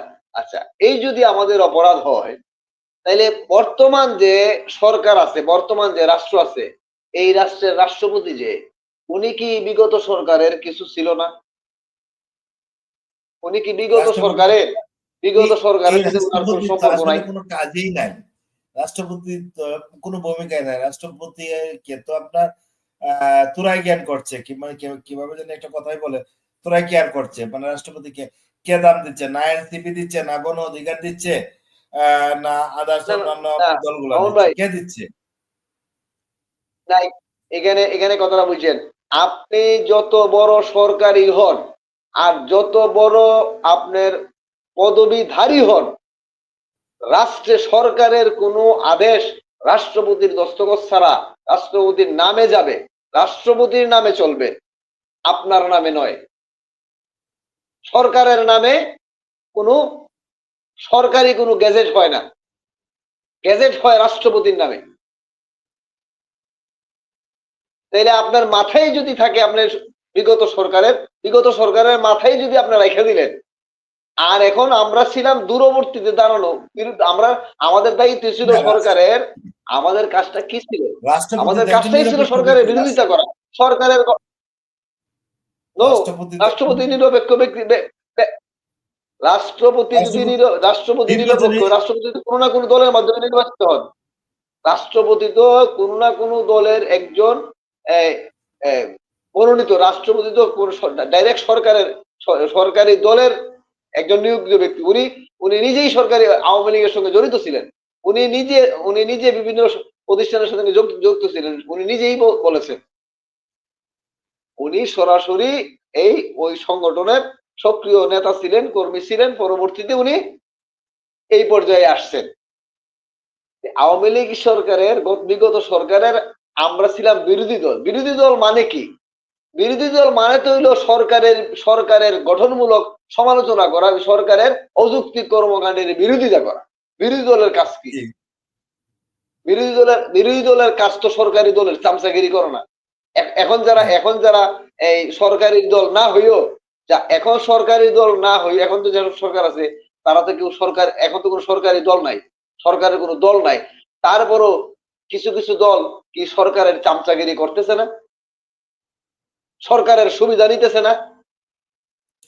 তাহলে এই আমাদের চামচাপা এখন যতদিন, তো তারা, শোনেন না, আমি শেষ চামচাপা একটা মিনিট যতদিন শেষ করি। বাংলার মাটিতে থাকবে, ওই মির্জাফরদের মতো অবস্থা পূরণ করতে হবে। এই আপনার নবাবের মতো যে পরিস্থিতি তৈরি হয়, সেই পরিস্থিতি তৈরি হবে। ওই তাইলে চামচারাই তো সব, দেখেন, মানে মানে এই মধু এই খাবে কথাটাই বলতে চামচারা, চাই যে, মধু আহরণও করবে হ্যাঁ, চামচারাই। বিগত সরকারের সময় তারা ছিল, বিগত সরকারের ওই সরকারি দলের তারা নেতা কর্মী ছিল। এখন তারা অবিগত সরকারের রাষ্ট্রপতিকে ওনারা রাখছেন, আবার এখন ওনারা এই সরকারের চামচাগিরি করছেন বা মাতব্বরি করছেন বা তদারকি করছেন। আমাদের দায়িত্বই ছিল সরকারের গঠনমূলক সমালোচনা, সমালোচনা করা, সরকারের গঠনমূলক সরকারের অপকর্মের বিরোধিতা করা। আমাদের জাতীয় পার্টির যারা নেতৃত্ব ছিলেন, জিএম কাদের স্যার সহ জাতীয় পার্টির পুরা সংগঠন সরকারের সকল অপকর্মের বিরোধিতা করেছে এবং সকল ন্যায্য জনগণের পক্ষে যত ন্যায্য দাবি ছিল প্রত্যেকটা দাবির পক্ষে আমরা সোচ্চার ছিলাম। আমাদের নেতৃবৃন্দ সোচ্চার ছিলেন, জিএম কাদের স্যার সোচ্চার ছিলেন। তারপরও আমাদের সঙ্গে অসভ্য আচরণ করা হইতেছে এবং অনৈতিক আচরণ করা হইতেছে, যেটা রাজনৈতিক শিষ্টাচারের মধ্যে পড়ে না। জি, আপনাদের তো আর সবার ওনারা সমাবেশ নিজেরা করতে যারা, হচ্ছে। হ্যাঁ ওনারা নিজেরা ছিলেন সেই সরকারের, হ্যাঁ ফ্যাসিস্ট সরকারের অংশীদার। ওনারা নিজেরা ফ্যাসিস্ট সরকারের কর্মকাণ্ডের সঙ্গে জড়িত ছিলেন। আবার ফ্যাসিস্ট সরকারের মাথাকে ওনারা রাইখা দিচ্ছেন, মাথার নামে এখনো চলছে কাগজ, এখনো যে কাগজটা চলতেছে, যে সিগনেচারটা হইতেছে ওনার নামে চলতেছে, ফ্যাসিস্ট সরকারের মনোনীত ব্যক্তির নামে চলতেছে। তারপর এটা স্ববিরোধী হইতেছে না? এটা কি কোনো মানে সঠিক কোনো বক্তব্য হইতেছে ওনাদের বক্তব্য? আর এই বক্তব্যটি জনগণকে খাওয়ানোর চেষ্টা করা হইতেছে। তাহলে আলটিমেটলি কি জনগণের সঙ্গে ধোঁকাবাজি করা হইতেছে না? জনগণকে এটা ব্ল্যাকমেল করা হইতেছে না? তাহলে এই দেশের জনগণ যাবে কোথায়? আর এই দেশের রাজনীতি নিয়ে কোন দিকে যাইতেছে? মানে এখানে এটা তো আসলে আগে হইলো কি, বলেছি। এখানে সম্পূর্ণ এখানে কোনোভাবেই কোনো আইন নিয়ম কানুনের মধ্যে চলে না। এখানে সংবিধানের কথা অযৌক্তিক, এখানে নিয়মের কথা অযৌক্তিক, এখানে অনিয়মের কথাই হলো যৌক্তিক। সুতরাং এটা এখানে গত সুষ্ঠু কথা বলাও অবান্তর। হ্যাঁ বলেন। গত পরশুদিন আমাদের এই যে রাজ্জাকি সাহেব, উনি একটা টকশোতে বলছিল যে বর্তমান সংবিধান হইলো বর্তমান Nobel laureate doctor Mohammad Yunus সাহেব এভাবে বলছিলেন, উনি যা বলবে ওনার মুখের কথাটাই, ওনার মাথাটাই হলো একটা সংবিধান, এই সংবিধানের বাইরে আর কিচ্ছু হচ্ছে না। কারণ একটা সরকার দেশ মানে সরকার পতন হওয়ার পরে আপনার 3 মাসের ভিতরে একটা নির্বাচন দিতে হয়, 3 মাসের ভিতরে নির্বাচন না দিতে পারলে পরবর্তী 3 মাস আপনি ফেব্রুয়ারির নির্বাচন কোথায় পেলেন, কিভাবে, মানে প্রশ্নটা এইভাবে সুন্দর করে করছিলেন যেটা আমি আসলে এভাবে গুছিয়ে বলতে পারি না বা করতে পারি না। তারপর মানে শেষ সংজ্ঞাটাই মানে এটাই ছিল যে ডক্টর মোহাম্মদ ইউনুস সাহেবের মাথাটাই একটা সংবিধান, উনি যা বলে তাই সংবিধান, এর বাইরে আর কিচ্ছু না। জি এনামুল ভাই, হ্যাঁ কথা ঠিক আছে। অনেক জি জি অনেক রাত্র হয়েছে, তো অল্প কথায় আপনি জি শেষ করেন, আমরাও জি শেষ করে। ইনশাআল্লাহ। ধন্যবাদ মামুন ভাই, এবং আজকের এই অনুষ্ঠান যারা দেখছেন শুনছেন বা জড়িত ছিলেন সবাইকে শুভরাত্রি। আসসালামু আলাইকুম ওয়া রাহমাতুল্লাহি ওয়া বারাকাতুহু। সবাই বিবেককে জাগ্রত করুন সেই অনুরোধ, এবং আমি সবার কাছে দোয়া প্রার্থনা। আসসালামু আলাইকুম ওয়া রাহমাতুল্লাহ। জি, আজকে ধন্যবাদ মামুন প্রশ্ন ভাই। ছিল, অনেক ধরনের প্রশ্ন আপনি সাজিয়েছিলাম, কিন্তু প্রেক্ষাপটে আর করা হয়নি। সমস্যা না, আগামীকাল। জি এনামুল ভাই, ওকে, আল্লাহ হাফেজ, দেখা হবে আগামীকাল বেঁচে থাকলে ইনশাল্লাহ। জি ইনশাআল্লাহ ইনশাআল্লাহ। শুভরাত্রি। জি, বাবা। শুভরাত্রি। জি, আর ধন্যবাদ আজকের 18তম পর্ব আমাদের সাথে থাকার জন্য। আজকের আলোচনা থেকে আমরা দেখলাম দেশের বর্তমান উত্তপ্ত রাজনীতির পরিস্থিতিতে কেবল সচেতন থাকাই নয়, বরং যাচাই করে তথ্য গ্রহণ করা এবং শান্তিপূর্ণ ও গঠনমূলক আলোচনা করা কতটা জরুরি।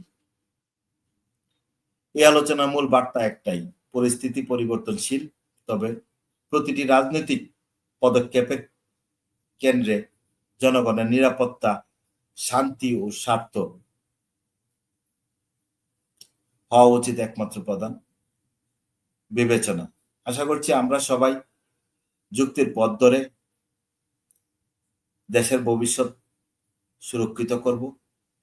আগামী পর্বে আরো গুরুত্বপূর্ণ কোনো বিষয়, নতুন কোনো বিষয় নিয়ে ফিরে আসব। সে পর্যন্ত সুস্থ থাকবেন, ভালো থাকবেন, এই আশা প্রত্যাশা ব্যক্ত করে সকলের কাছ থেকে বিদায় নিলাম। আগামী পর্বে আবারও দেখা হবে।